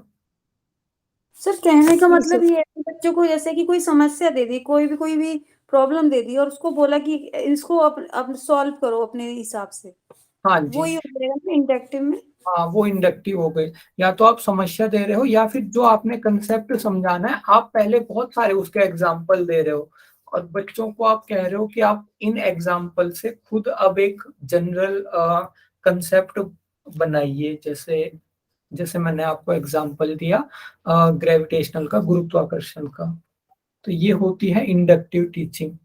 क्लियर हुई सबको ये डायरेक्ट हाँ सर, इनडायरेक्ट? हाँ जी, हो गया सर। इसका स्क्रीनशॉट आपको लेना हो आप ले सकते हो। डिडक्टिव में तो आप बस समझा रहे हो ना उसको, हाँ आप डिडक्ट मतलब जैसे लाइक आप टीचिंग आप कर रहे हो कि आप सिंपल वे में उसको समझा रहे हो, उसको बोलेंगे डिडक्टिव। इंडक्टिव में आप बहुत सारे एग्जांपल दे रहे हो बट आप उसका आंसर नहीं बता रहे हो, आप बोलो खुद बताओ आप उसमें हाँ से जो। आपको खुद पता करना है। हाँ जी बिल्कुल। तो कौन सा मेथड सबसे ज्यादा बच्चों को इंगेज करेगा? अब तो सभी लोग आंसर कर लेंगे। Inductive D sir, green inductive inductive. Method बच्चों को इंगेज करेगा। तो डायग्नोस्टिक इवैल्यूएशन, ये भी सभी लोग आंसर करेंगे। डायग्नोस्टिक इवैल्यूएशन किस चीज के बारे में बताता है कि बच्चों की परफॉर्मेंस कैसी है इंस्ट्रक्शन के शुरुआत में ही, यानी कि पढ़ाते समय ही बच्चों की परफॉर्मेंस कैसी है। दूसरा है learning progress and failures during instructions, पढ़ाते समय जो लर्निंग में क्या क्या प्रोग्रेस चल रही है और क्या क्या फेलियर हो रहे हैं। तीसरा है आपका डिग्री ऑफ अचीवमेंट, कितना अचीव कर रहा है इंस्ट्रक्शन के लास्ट में, पढ़ाने के लास्ट में बच्चा कितना अचीव कर रहा है। और चौथा है जो आपकी समस्याएं आ रही हैं लर्निंग में, बच्चों को सीखने में जो समस्याएं आ रही हैं पढ़ाई के दौरान, उनका पता लगाना और उनका निवारण करना। तो डी डायग्नोस्टिक सर, तो डी है, डी सर, डी होगा डी। सर। हाँ जी, ये मैंने आपको स्टार्टिंग में ही क्लियर किया कि डायग्नोस्टिक इवैल्यूएशन में आप निदान करते हो और उसका निवारण करने की कोशिश करते हो, ठीक है। Instructional aids are used by the teacher, instructional aids यानी कि टीचिंग को ही बहुत जगह इंस्ट्रक्शन कह दिया जाएगा। हिंदी में भी शिक्षण की जगह इंस्ट्रक्शन से रिलेटेड वर्ड लिखा होगा, उसमें आपको कंफ्यूज नहीं होना है। मुझे नहीं पता इंस्ट्रक्शन को हिंदी में क्या कहते हैं, आप में से किसी को पता है? देश सूचना सर, निर्देशन निर्देशन, निर्देश। निर्देशित करना। तो निर्देशन के जो एड्स हैं, निर्देशन और शिक्षण सेम ही है। तो इंस्ट्रक्शनल जो आपकी सामग्रियां हैं, सहायक शिक्षण सामग्रियां हैं, वो एक क्लास को ग्लोरीफाई करती है। ग्लोरीफाई करना यानी कि क्या कहेंगे हम इसे हिंदी में? चमकाती है, अच्छा उपयोगिता ब्राइट बनाती है। यस में भी हाँ, यानी कि उसके बारे में बड़ा चढ़ा के दिखाना। क्लास का ग्लोरीफाई, उस क्लास का गुणगान करवाती है और बच्चों को अट्रैक्ट करती है, कंसेप्ट को क्लियर करने में हेल्प करती है, या फिर डिसिप्लिन बना के रखती है। तो टीचिंग एड्स किस में हेल्प करते हैं? सी सर, क्लियर द कंसेप्ट। हाँ जी, कंसेप्ट क्लियर करना। आप में से किसी ने हैंड रेज किया है क्या? कोई क्वेश्चन है आपका?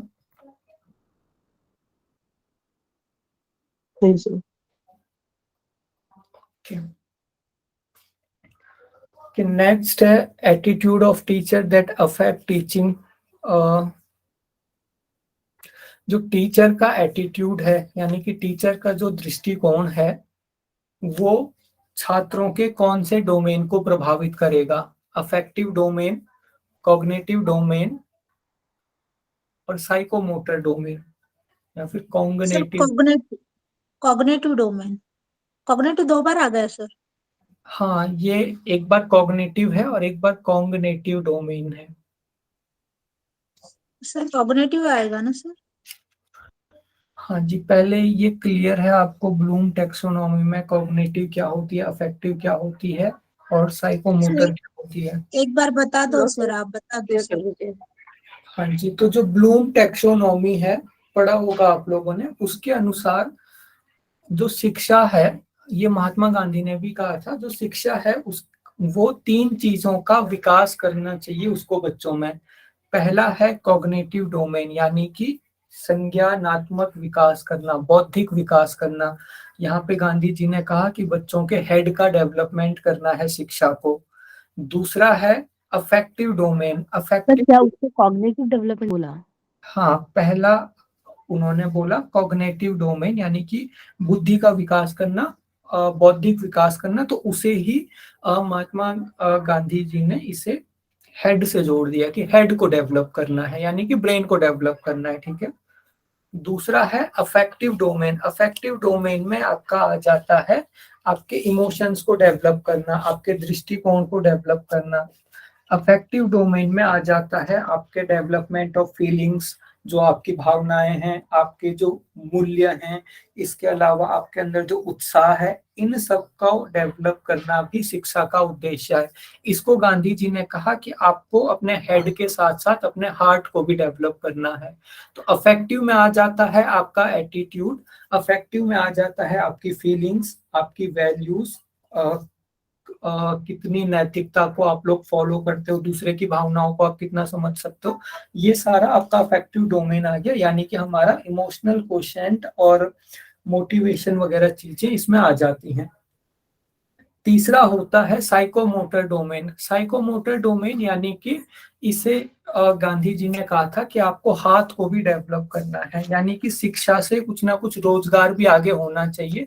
तो उन्होंने सिंपल से शब्दों में कहा, जो ब्लूम्स टैक्सोनॉमी में जो साइकोमोटर डोमेन लिखा हुआ है कि आपको शिक्षा को किसी ना किसी स्किल को भी सिखाना चाहिए बच्चों को। यानी कि इसे गांधी जी ने कहा कि हाथ को भी डेवलप करना है। आप शिल्पकारी सिखा सकते हो, आज के टाइम की बात करें तो आप वेब डेवलपमेंट वगैरह कुछ सिखा सकते हो, डिजिटल मार्केटिंग।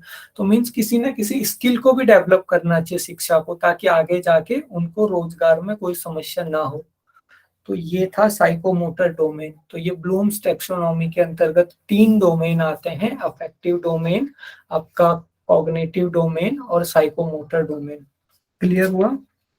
और ये जो कॉग्निटिव डोमेन लिखा हुआ है ये नहीं आता है, ये जस्ट आपके 3 आएंगे।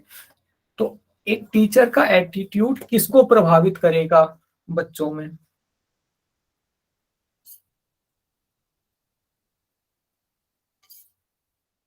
सर कॉग्निटिव आएगा। कॉग्निटिव डोमेन नहीं, एटीट्यूड दृष्टिकोण मैंने कितना सर ए बताया? आएगा। अफेक्टिव ए सर, अफेक्टिव में आएगा ये। Affective domain.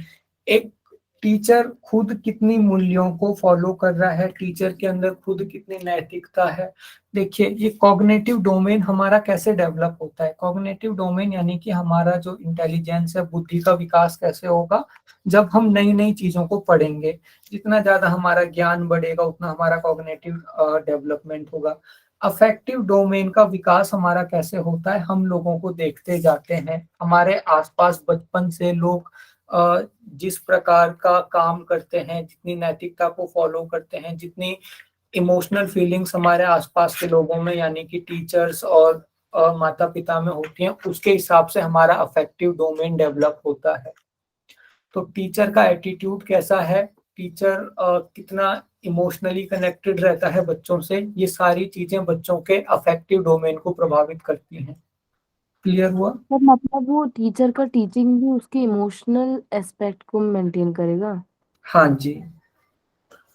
और इमोशनल एस्पेक्ट के साथ साथ आपका यहाँ पे एटीट्यूड आ जाता है, आपकी वैल्यूज आ जाती हैं, नैतिकता, भावनाएं। सर कहने का मतलब है कि अगर एक टीचर एक टीचिंग करवा रहा है तो वो ऐसे समझ के नहीं करवाया है कि हम नौकरी करने आए हैं, हमें पैसे कमाने हैं। उस हिसाब से नहीं, आपको बच्चों को सिखाना है और उन बच्चों के साथ आपको अटैच होना है। एक हाँ, और थोड़ा सा और आप इसे सिंपल अगर सिंपल वर्ड्स में समझना चाहते हो तो टीचर क्या ज्ञान दे रहा है, टीचर जो ज्ञान देगा वो बच्चों में बौद्धिक विकास करेगा। यानी कि टीचर जो नॉलेज दे रहा है वो बच्चों की बुद्धि का विकास करेगा। टीचर का खुद का कैसा एटीट्यूड है, ये बच्चों के भी एटीट्यूड को तय करेगा अफेक्टिव डोमेन। तो इस तरीके से भी आप इसे समझ सकते हो। सर जो इमोशनल क्वेश्चन आपने बताया है वो अफेक्टिव डोमेन में ही आएगा। हाँ जी, वो आपका अफेक्टिव डोमेन में ही आएगा। आपको लिखना हो आप लिख लीजिए। अफेक्टिव डोमेन्स में आपका आता है फीलिंग्स यानी कि भावनाएं, वैल्यूज यानी कि मूल्य, एंथुसियाज्म उत्साह, मोटिवेशन और एटीट्यूड यानी कि दृष्टिकोण। नेक्स्ट है आपका जो एजुकेशन है। एजुकेशन एक मतलब मैनिफेस्टेशन है परफेक्शन का, जो कि व्यक्ति में पहले से है। यानी कि ये कह रहे हैं कि किसी आदमी के अंदर जो परफेक्शन पहले से ही है, एजुकेशन के थ्रू हम बस उसको बाहर लेके आते हैं। तो ये किसके द्वारा कहा गया था? टैगोर सर। ओके, श्योर हो आप? क्योंकि अभी मेरे पास आंसर अवेलेबल नहीं है और इसका मैं पूरी तरह से श्योर नहीं हूँ। सर पढ़ा है सर, कहीं टैगोर है। ठीक है, आप लोग इसका स्क्रीनशॉट ले लीजिए आप जस्ट, या फिर मैं क्लास के बाद आपको इसका आंसर शेयर कर दूंगा जब मैं इसकी PDF शेयर करूंगा आपसे, क्योंकि मुझे अभी याद नहीं है ये, तो क्लास के बाद मैं आपको इसके बारे में बता दूंगा। या फिर खुद भी आप लोग अगर ये लाइन अगर सर्च करते हो, एक मिनट जिसमें अभी ही देख लेता हूँ।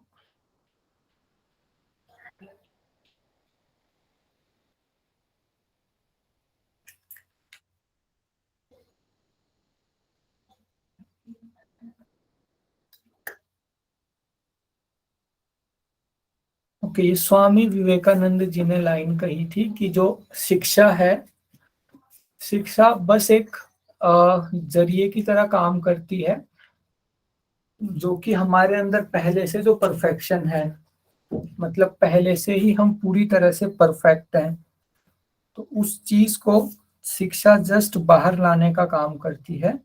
ये स्वामी विवेकानंद जी ने कहा था। तो ये आप लोग लिख लीजिए। कुछ कुछ कोट हैं, मुझे बहुत सारे कोट याद नहीं है, आप लोग जितने हो सके इनको याद कर लीजिए। स्पेशली जो यहाँ पे 4 नाम यहाँ पे दिए गए हैं, MK गांधी, इन्होंने कहा था कि शिक्षा को हेड, हार्ट और आपका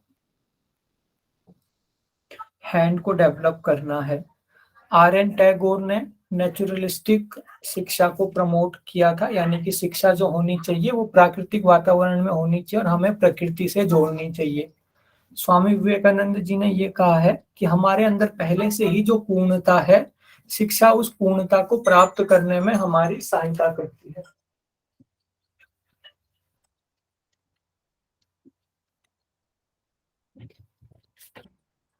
और इसके बाद श्री अरविंदो, इनका भी कुछ स्पिरिचुअल से रिलेटेड थॉट यहाँ पे। अगले क्वेश्चन पे चलते हैं। Which of the following is not a prescribed level of teaching?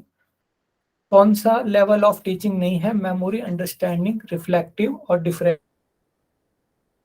Sir D sir, differentiation, D. हाँ जी। Classroom communication is normally considered as effective, cognitive, affective या फिर selective। क्लास कम्युनिकेशन को किस तरह कम्युनिकेशन करेंगे? Effective communication, cognitive communication, affective communication और selective communication. Selective sir, ये confuse है।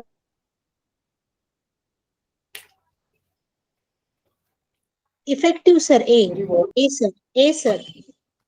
हाँ, सर इससे इफेक्टिव पहले वाले का क्या था कम्युनिकेशन, आंसर? डिफरेंशिएशन। ये लेवल ऑफ टीचिंग कौन सी नहीं है, तो इसका आंसर है डिफरेंशिएशन।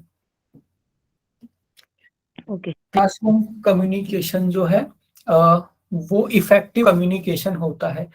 जब आपने कम्युनिकेशन पढ़ा होगा तो उसमें आपने पढ़ा होगा कि इफेक्टिव कम्युनिकेशन क्या होता है, जिसमें कि आप अपनी बात को अच्छे से सामने वाले तक पहुंचा पा रहे हो।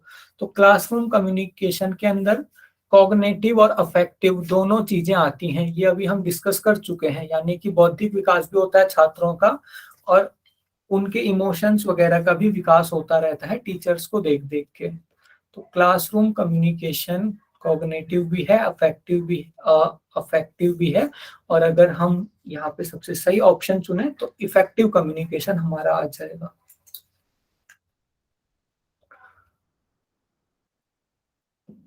मोटिवेटेड टीचिंग हम किस कंडीशन में कह सकते हैं? यानी कि जो टीचिंग है वो बहुत मोटिवेटेड तरीके से चल रही है, कैसे पता चलेगा?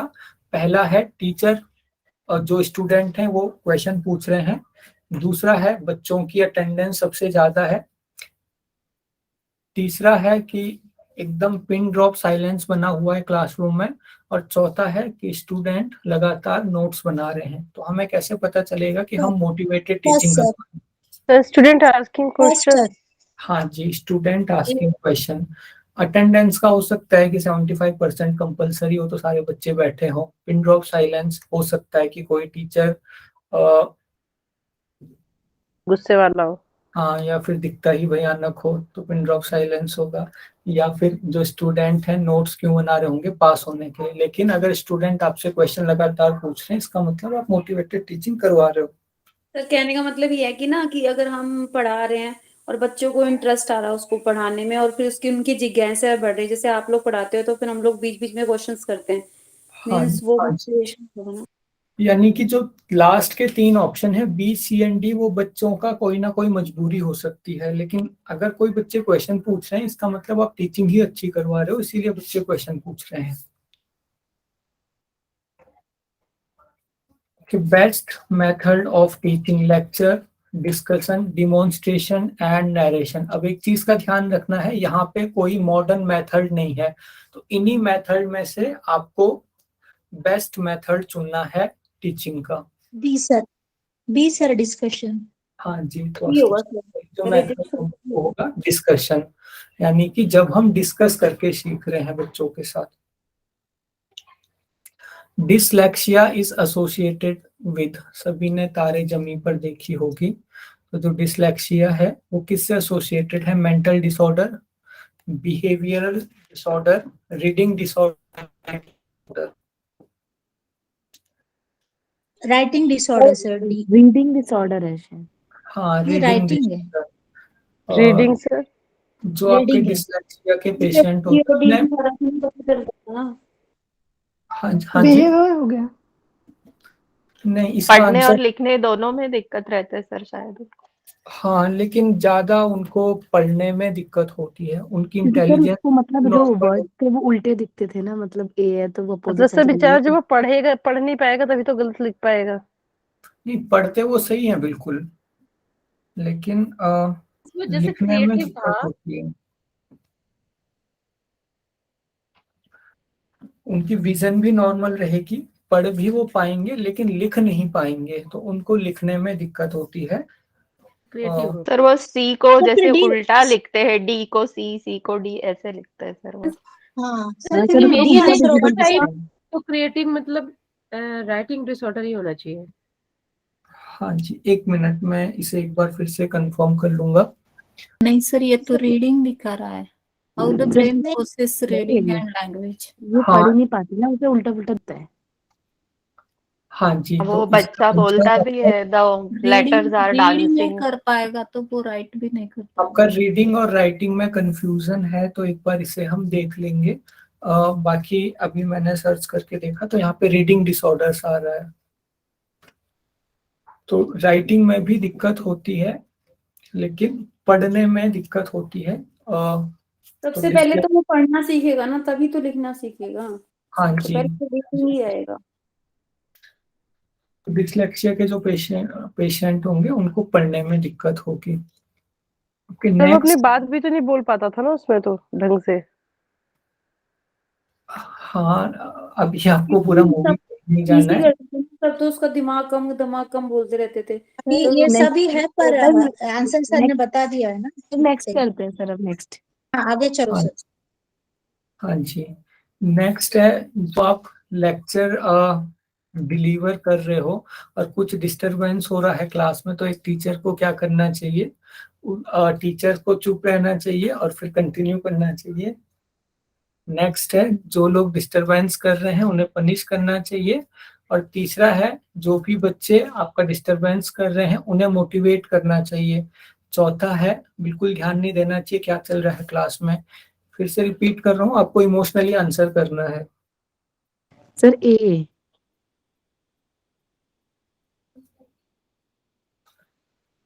जैसा मैं कर रहा हूँ वो आंसर नहीं है। Sir do not see bother. Sir, D. D फिर तो सर। सी बनता है। लगेगा हाँ, सी। इसका आंसर होगा ही लग सी, रहा है यानी बताना है कि जो क्योंकि आप लोग बात करोगे तो क्या आपका टाइम वेस्ट होगा ये सब। हाँ नहीं, इसका जो आंसर है ये बेसिकली जो टीचिंग सब्जेक्ट है बच्चों को ध्यान में रख के है।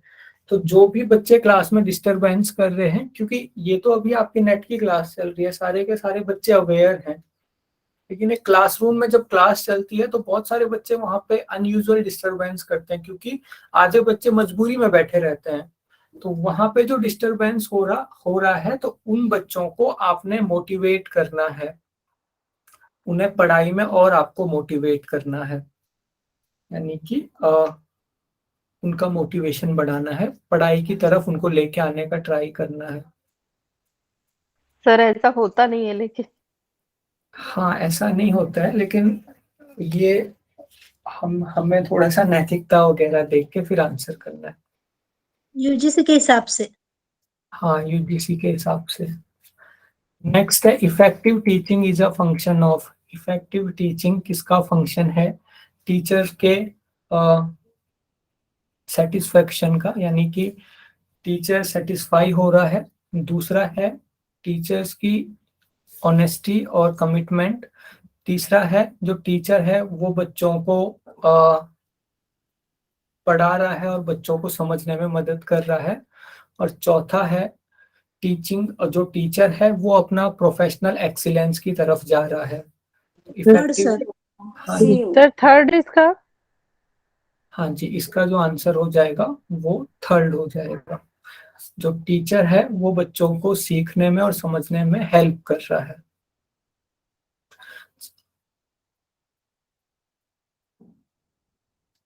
अगला क्वेश्चन कम से कम 6 से 7 बार नेट के एग्जाम में रिपीट हो चुका है। लर्निंग की सबसे अप्रोप्रिएट मीनिंग हम किसे कहेंगे, यानी कि किस चीज को हम लर्निंग कहते हैं, अधिगम हम किस चीज को कहते हैं? पहला है कोई भी स्किल सीखना, दूसरा है व्यवहार में परिवर्तन, तीसरा है पर्सनल एडजस्टमेंट, और चौथा है ज्ञान की प्राप्ति। तो किसे हम लर्निंग कहेंगे? ज्ञान की प्राप्ति। ज्ञान की प्राप्ति से। Modification of behaviour. हाँ जी, बिल्कुल। जो लर्निंग है, अधिगम है, उसका मुख्य जो मीनिंग है या फिर जो मुख्य लक्ष्य है वो है किसी भी प्रकार से व्यवहार में परिवर्तन लाना। अब जो लर्निंग है हो सकती है टीचर के थ्रू हो रही हो, या फिर हो सकती है वो लाइफ लॉन्ग लर्निंग चल रही हो। 3 टाइप के एजुकेशन पता है आपको? फॉर्मल एजुकेशन, इनफॉर्मल एजुकेशन और नॉन फॉर्मल एजुकेशन पता है आप लोगों को? नहीं सर, बता दीजिए। सबसे पहले होती है फॉर्मल एजुकेशन, यानी कि औपचारिक शिक्षा। फॉर्मल एजुकेशन होती है आप किसी इंस्टीट्यूट से जुड़ के वहां पे फॉर्मली पढ़ रहे हो, मतलब वहां पे आपकी अटेंडेंस लग रही है। इसके अलावा डिग्री लेना सर। हाँ, डिग्री लेना। आप एक फॉर्मल इन्वायरमेंट में एजुकेशन ले रहे हो। जो डिग्री है वो आपकी इनफॉर्मल एजुकेशन में भी आएगी, वहां पे भी आप किसी संस्था से जुड़े हो, वहां पे भी आपको डिग्री मिल रही है, लेकिन वहां पे आपको रोज जाना कंपलसरी नहीं है और क्लास में बैठना कंपलसरी नहीं है। इसका एग्जांपल हो गया डिस्टेंस एजुकेशन। तो फॉर्मल एजुकेशन में आपको रोज क्लास जाना है और एक फॉर्मल इन्वायरमेंट में रह के पढ़ाई करनी है।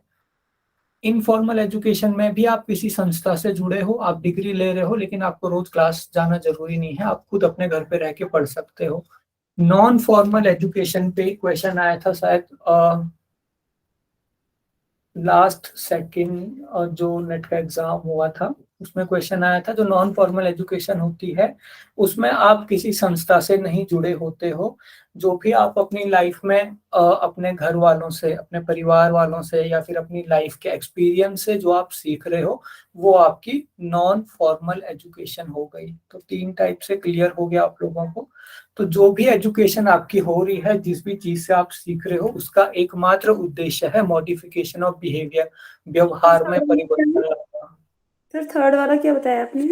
नॉन फॉर्मल, यानी कि बिना किसी यूनिवर्सिटी, बिना किसी इंस्टीट्यूट से जुड़े जो भी हम अपने घर परिवार मित्रों से सीखते हैं वो नॉन फॉर्मल एजुकेशन होता है।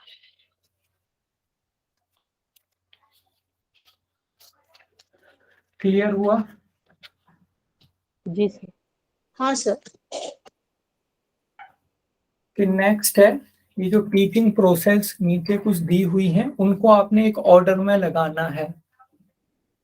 तो सबसे पहला है कि जो प्रीवियस नॉलेज आप बच्चों को दे चुके हो उसको अभी के नॉलेज से रिलेट करना। दूसरा दिया है इवेल्युएशन, मूल्यांकन।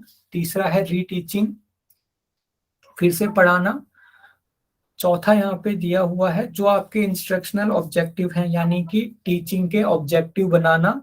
और पांचवा है टीचिंग करना, यानी कि पढ़ाना, presentation of instructional material.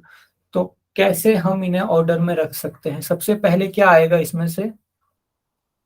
Sir fourth answer लग रहा है। फोर्थ आंसर लग रहा है। हाँ जी, तो सबसे पहले आ जाएगा फॉर्मुलेटिंग इंस्ट्रक्शनल ऑब्जेक्टिव। सबसे पहले आपको इंस्ट्रक्शनल ऑब्जेक्टिव बनाना है, यानी कि क्या आपको पढ़ाना है, इस चीज का आपको निर्धारण करना है। दूसरे नंबर पे क्या करेंगे हम? सर उसको फिर रीड करेंगे कि पहले वाली नॉलेज से उसे कंपेयर करेंगे ना। हाँ, उसके बाद हम उसे पहली वाली नॉलेज से कंपेयर करेंगे कि पहले हम ये पढ़ा चुके हैं और आज हम आपको ये पढ़ाने वाले हैं। उसके बाद जो भी हमारा इंस्ट्रक्शन मटेरियल है, जो भी हमें पढ़ाना है, वो हम पढ़ाएंगे। उसके बाद हम बच्चों का मूल्यांकन करेंगे और जो भी बच्चों में कमी रही होगी हम फिर से उन कंसेप्ट को पढ़ाएंगे। तो सबसे पहला हो गया इंस्ट्रक्शनल ऑब्जेक्टिव, यानी लक्ष्यों का निर्धारण। उसके बाद हो गया पिछले ज्ञान को वर्तमान ज्ञान से रिलेट करना। उसके बाद हो गया कि जो आपका टीचिंग मटेरियल है उसको प्रेजेंट करना, यानी कि प्रस्तुतिकरण। उसके बाद आपका मूल्यांकन और फिर से पढ़ाना, लास्ट आपका चरण हो गया। तो सभी लोगों को क्लियर हुआ ये? Yes sir. हाँ जी। जी सर। नेक्स्ट है आपका CIET। CIET की फुल फॉर्म क्या है? ये है central institute for education technology. ये CIET की फुल फॉर्म है।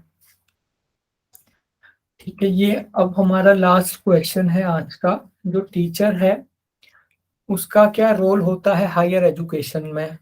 तो हायर एजुकेशन में एक टीचर का रोल क्या होता है? पहला ऑप्शन है बच्चों को इंफॉर्मेशन प्रोवाइड करना। दूसरा है बच्चों में सेल्फ लर्निंग प्रमोट करना, खुद से सीखने की क्षमता प्रमोट करना। तीसरा ये भी है, है सर। हाँ जी, इसका आंसर बी हो जाएगा हायर एजुकेशन में। प्राइमरी एजुकेशन में एक टीचर का रोल क्या होता है? स्किल ये डेवलप करना सर उनका, या फिर प्रॉब्लम सॉल्व करना, ऐसा कुछ होगा। नहीं, प्रॉब्लम सॉल्विंग आपका higher Help education. student to solve their problems. इसे आपने थोड़ा सा लेवल्स ऑफ टीचिंग से रिलेट करके इसका आंसर बताना होगा आप लोगों को। प्राइमरी का 4 हो सकता है, प्राइमरी का। एक बार सारे लेवल्स ऑफ टीचिंग बता दीजिए। हाँ सर, वो बेटर रहेगा सर, आप ही बता दीजिए पूरे। हाँ जी, तो पहली जो लेवल है अब वो है आपकी मेमोरी लेवल ऑफ टीचिंग। ये प्राइमरी एजुकेशन में होती है। लगभग 1 से 5th 6th क्लास तक के बच्चों को इस तरीके से टीचिंग करवाई जाती है। अब किन्हीं ने ये दी थी, मुझे नाम तो याद नहीं है, नाम आप लोगों को पता होगा। मेमोरी लेवल किसने दिया था? तो मेमोरी लेवल, हाँ जी, क्या बोला आपने? Sir Hunt. हंट ने रिफ्लेक्टिव लेवल दिया था शायद। मॉरिसन होंगे। मॉरिसन ने अंडरस्टैंडिंग लेवल दिया था। हर्बर्ट, सर महेश जी ने किया है sir, Herbert sir, Mahesh ji ने किया है। हर्बर्ट। हाँ जी, हर्बर्ट। तो हर्बर्ट ने आपका मेमोरी लेवल दिया था। तो टीचिंग का ये पहला लेवल है, सबसे छोटा लेवल है, यानी कि जिस तरीके से हम बच्चों को पढ़ाते हैं। अब बच्चों को हम प्रॉब्लम सॉल्विंग तो नहीं पढ़ा सकते हैं, या फिर बच्चों को हम कंसेप्ट के बीच में एकदम से उन्हें समझा भी नहीं सकते हैं। तो बच्चों को सबसे पहले हम रटवाते हैं। सबसे पहले जब आप नंबर को रटवाओगे कि इसको 1 को इस तरीके से लिखा जाता है, 2 को इस तरीके से लिखा जाता है, 3 को इस तरीके से लिखा जाता है, तो ये सारी की सारी चीजें आपकी मेमोरी लेवल ऑफ टीचिंग में आती हैं। तो मेमोरी जो आपकी टीचिंग, मेमोरी लेवल की जो टीचिंग है, वहां पे बच्चों को उनकी मेमोरी को बढ़ाया जाता है। ये एक तरह से थॉटलेस लेवल है, मींस बहुत ज्यादा बच्चों को सोचना नहीं पड़ता है। टीचर का पूरा कंट्रोल होता है मेमोरी लेवल की लर्निंग पे, यानी कि टीचर जो मन में आएगा वो बच्चों को पढ़ाएगा। और टीचर का जो मन में नहीं आएगा वो नहीं पढ़ाएगा। टीचर इसमें प्राइमरी होगा, स्टूडेंट यहाँ पे सेकेंडरी होंगे। तो ये हमारा पहला लेवल है मेमोरी लेवल। तो प्राइमरी एजुकेशन में एक छात्र का, एक शिक्षक का जो मेन रोल होता है वो यही होता है कि बच्चों को ज्यादा से ज्यादा चीजों को याद करवाना, रिकॉल, रिकॉग्नाइज एंड रिसाइट। तो ये हमारा मेमोरी लेवल हो गया। उसके बाद जब हम 6वीं से 10वीं 11वीं तक जाते हैं तो वो स्टार्ट हो जाता है फिर हमारे मेमोरी लेवल के बाद अंडरस्टैंडिंग लेवल। अब हम सर जो आपने क्या बोला, रिकॉल, रिकॉग्नाइज, फिर recite. Recite. Recall, recognise and recite. तो यहाँ पे आपको सीखना है, उसको, उसका रिटेंशन करना है, यानी कि उस इंफॉर्मेशन को दिमाग में रखना है, उसको रिकॉल करना है, यानी कि याद करना है। ये सारी चीजें आपके इसमें आ जाती है। कुल मिला के जो भी आपके पास तथ्य हैं उनको याद कराया जाता है मेमोरी लेवल में, जो कि हम बच्चों को पढ़ाते हैं जिस तरीके से। उसके बाद जो आपका आता है वो है अंडरस्टैंडिंग लेवल। अंडरस्टैंडिंग लेवल दिया था मॉरिसन ने, और यहाँ पे हम मतलब कि उनको फैक्ट के साथ साथ उनमें समझ भी डेवलप करते हैं, यानी कि जो अलग अलग जो भी हम उनको तथ्य दे रहे हैं उनके बीच में क्या रिलेशन है, कंसेप्ट वगैरह हम बच्चों को समझाने लग जाते हैं। ये है आपकी 5वीं से लेकर के 10वीं तक की क्लास में, या फिर 11वीं तक ये वाली टीचिंग होती है। तो यहाँ पे जो स्टूडेंट है उनको उनकी समझ बढ़ानी है, अंडरस्टैंडिंग बढ़ानी है। अंडरस्टैंडिंग कैसे बढ़ेगी? अलग अलग कंसेप्ट को समझाना, अलग अलग कंसेप्ट के बीच में रिलेशन को समझाना, विश्लेषण करना। तो इसको हम कहते हैं अंडरस्टैंडिंग लेवल ऑफ टीचिंग। तो यहाँ पे आप बच्चों को कंसेप्ट समझाते हो, कंसेप्ट समझाने के बाद एग्जाम्पल देते हो, और कंसेप्ट के बीच में रिलेशन बताते हो, उन कंसेप्ट को कैसे अप्लाई कर सकते हैं इसको आप बताते हो बच्चों को। तो ये अंडरस्टैंडिंग लेवल होगी। अंडरस्टैंडिंग लेवल में भी जो टीचर है उसका वो ज्यादा इंपॉर्टेंट होता है, क्योंकि टीचर ही पढ़ाएगा जो पढ़ाएगा। उसके बाद अगर हम रिफ्लेक्टिव लेवल ऑफ टीचिंग देखें तो रिफ्लेक्टिव लेवल ऑफ टीचिंग आपकी होती है जैसे पीएचडी में, या फिर बहुत हायर जब हम क्लासेस में जाते हैं, हमारी ग्रेजुएशन, पोस्ट ग्रेजुएशन और 11th-12th में भी थोड़ी ये स्टार्ट हो जाती है, लेकिन इसका बेस्ट एग्जांपल है पीएचडी। तो यहाँ पे ये पूरी तरह से स्टूडेंट सेंट्रिक होती है। यहाँ पे टीचर का रोल बस इतना है कि उसे स्टूडेंट को गाइड करना है, बाकी जो भी करेगा वो हमारा स्टूडेंट ही करेगा। तो जो रिफ्लेक्टिव लेवल ऑफ टीचिंग है उसमें समस्याओं का समाधान निकालना सिखाया जाता है। रिफ्लेक्टिव यानी कि चिंतन करना। सबसे पहले एक सिंपल एग्जांपल से समझते हैं। सबसे पहले कोई श्लोक लिखा हुआ है, उस श्लोक को आपने पढ़ा और याद करने का कोशिश किया, वो आपकी मेमोरी लेवल ऑफ लर्निंग हो गई। उसी श्लोक का आपने अर्थ समझा और वो आपके अंडरस्टैंडिंग लेवल हो गई। अर्थ समझा, कैसे आप उसे अपने जीवन में उतार सकते हो, ये आपकी अंडरस्टैंडिंग हो गई। अब आपने एक श्लोक पढ़ा और उसके ऊपर आप चिंतन करने लग गए कि कौन सी बात इसमें सही लिखी हुई है, कौन सी बात गलत लिखी हुई है, अलग अलग कंडीशन में उसको लगा के आप देख रहे हो। तो ये आपकी रिफ्लेक्टिव लेवल ऑफ टीचिंग हो गई। इसे इंट्रोस्पेक्टिव लेवल ऑफ टीचिंग भी कहते हैं। इंट्रोस्पेक्टिव यानी कि आत्मनिरीक्षण करना। इसमें हम हर चीज में अपना निरीक्षण करते हुए चलते हैं। तो ये सबसे ज्यादा एडवांस लेवल ऑफ लर्निंग है। क्रिटिकल थिंकिंग, प्रॉब्लम सॉल्विंग, ये कुछ एक चीजें इसमें आ जाती हैं, समस्याओं का समाधान वगैरह। तो ये थी आपकी 3 लेवल। रिफ्लेक्टिव वाली किसने दी थी? रिफ्लेक्टिव वाली आपकी दी थी हंट ने, हंट। और ये जो तीनों लेवल है, ये 3 दी थी आपके मॉरिस ने। मतलब मॉरिस ने इनको एक जगह पे कंक्लूड किया था। सर प्राइमरी लेवल के बच्चों का इनमें से फिर क्या आएगा? क्या सेकंड ही आएगा प्राइमरी वालों के लिए? प्राइमरी वालों का आएगा प्रोवाइड इंफॉर्मेशन टू स्टूडेंट। और अगर उससे भी सटीक आएगा तो बच्चों को याद करने में हेल्प करना, क्योंकि प्राइमरी में हम इंफॉर्मेशन देते हैं, फैक्ट देते हैं। हम प्राइमरी के बच्चों को ये बताएंगे कि जो अर्थ है वो सन के चारों तरफ रिवॉल्व कर रही है।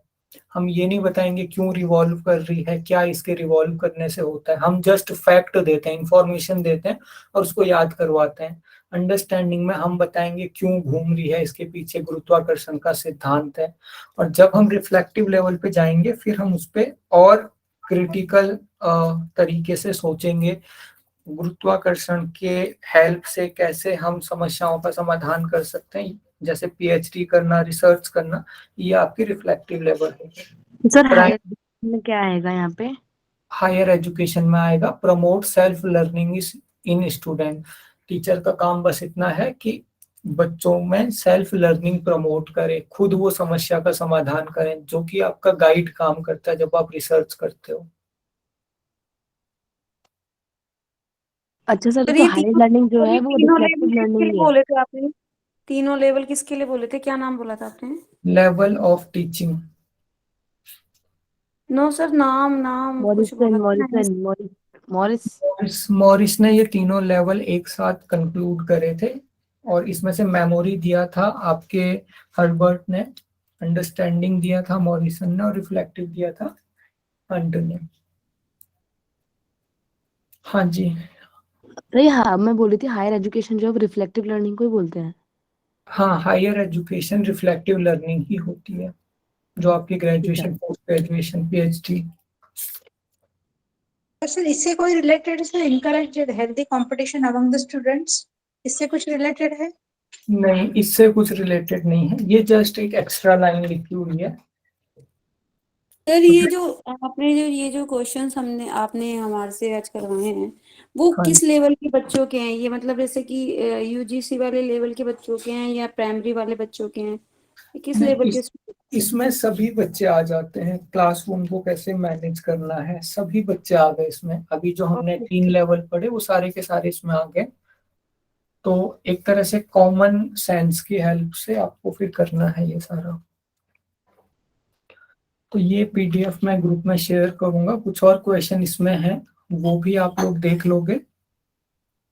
इसका सर आंसर पिछला इन्वायरमेंट को भी आपने शेयर नहीं किया सर अभी तक। नहीं, कुछ बच्चों के इन्वायरमेंट का क्वेश्चन शेयर किया था मैंने उसी टाइम शेयर कर दिया था, लेकिन उसका नाम होगा न्यू माइक्रोसॉफ्ट डॉक्यूमेंट नाम से। हाँ जी तो सर, किया है मंजू दी, किया है मैंने। तो देखना पड़ेगा सर। और सर वो आईसीटी का भी सर कुछ क्लासेस आपने एक लिया था सर, कुछ बचा है आपके पास? अगर हो रिटर्न में तो पढ़ ले आपने सर। काफी सारे हमारे क्वेरी जो है ना वो सॉल्व हो गए थे सर उसमें। आईसीटी का मैंने एक बार क्विज ली थी तो मैंने वो शेयर करा था आपसे। बाकी क्या कह रहे हो आप? सर एक क्लास ली थी सर आपने, काफी सारी चीजें उसने समझाई थी सर हमको, तो उसका कुछ बचा है आपके पास रिटर्न में? कि आपने कहा था कि आप और एक क्लास लेंगे आईसीटी से रिलेटेड। ओके, आईसीटी से रिलेटेड मैं एक और क्लास लेने वाला था, लेकिन फिर क्योंकि ये सारे के सारे पेपर करवाने थे तो इसीलिए हम फिर वो क्लास नहीं ले पाए टाइम की वजह से। और जो हमने आईसीटी में चीजें पढ़ी थी वो मेरे पास रिटर्न फॉर्म में तो नहीं है, क्योंकि वो मैंने आपको व्हाइट बोर्ड में ही एक्सप्लेन की थी। तो आईसीटी की जो क्विज है वो तो मैंने आपसे ग्रुप में शेयर की थी, लेकिन जो उस दिन हमने रिटर्न फॉर्म में लिखा था या फिर जो भी समझा था, हो सकता है आप में से किसी के पास होगा तो वो लोग शेयर कर सकते हैं। सर बट आपके जो क्लासेस सर तीनों चार उनकी बहुत हेल्प हो चुकी है सर, कि जो हमने क्लासेस में नहीं पढ़ पाया सर उससे काफी सारे डाउट सॉल्व हो गए सर। बहुत अच्छा इम्पैक्ट होगा सर एग्जाम में इसका। Thank you sir. Thank you ma'am, thank you. Thank you sir.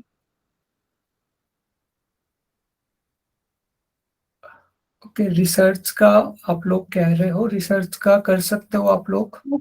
क्या करवा नहीं सर, दीजिए। रिसर्च तो सबसे टफ रिसर्च लग रहा है सर।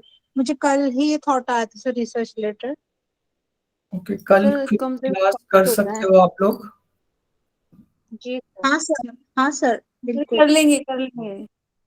ठीक है, अगर आप कल क्लास कर सकते हो तो कल हम रिसर्च के ही प्रीवियस ईयर क्वेश्चन कुछ ले लेते हैं और कल वही हम लोग डिस्कस कर लेंगे।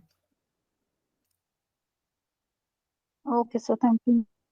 ओके ठीक है, तो ये मैं आपसे शेयर करूंगा, इसे आप लोग एक बार पढ़ लोगे। आज की क्लास हम यहीं पे एंड करते हैं। Thank you. Thank you sir. Thank you so much. Thank you so much, sir. Thank you sir.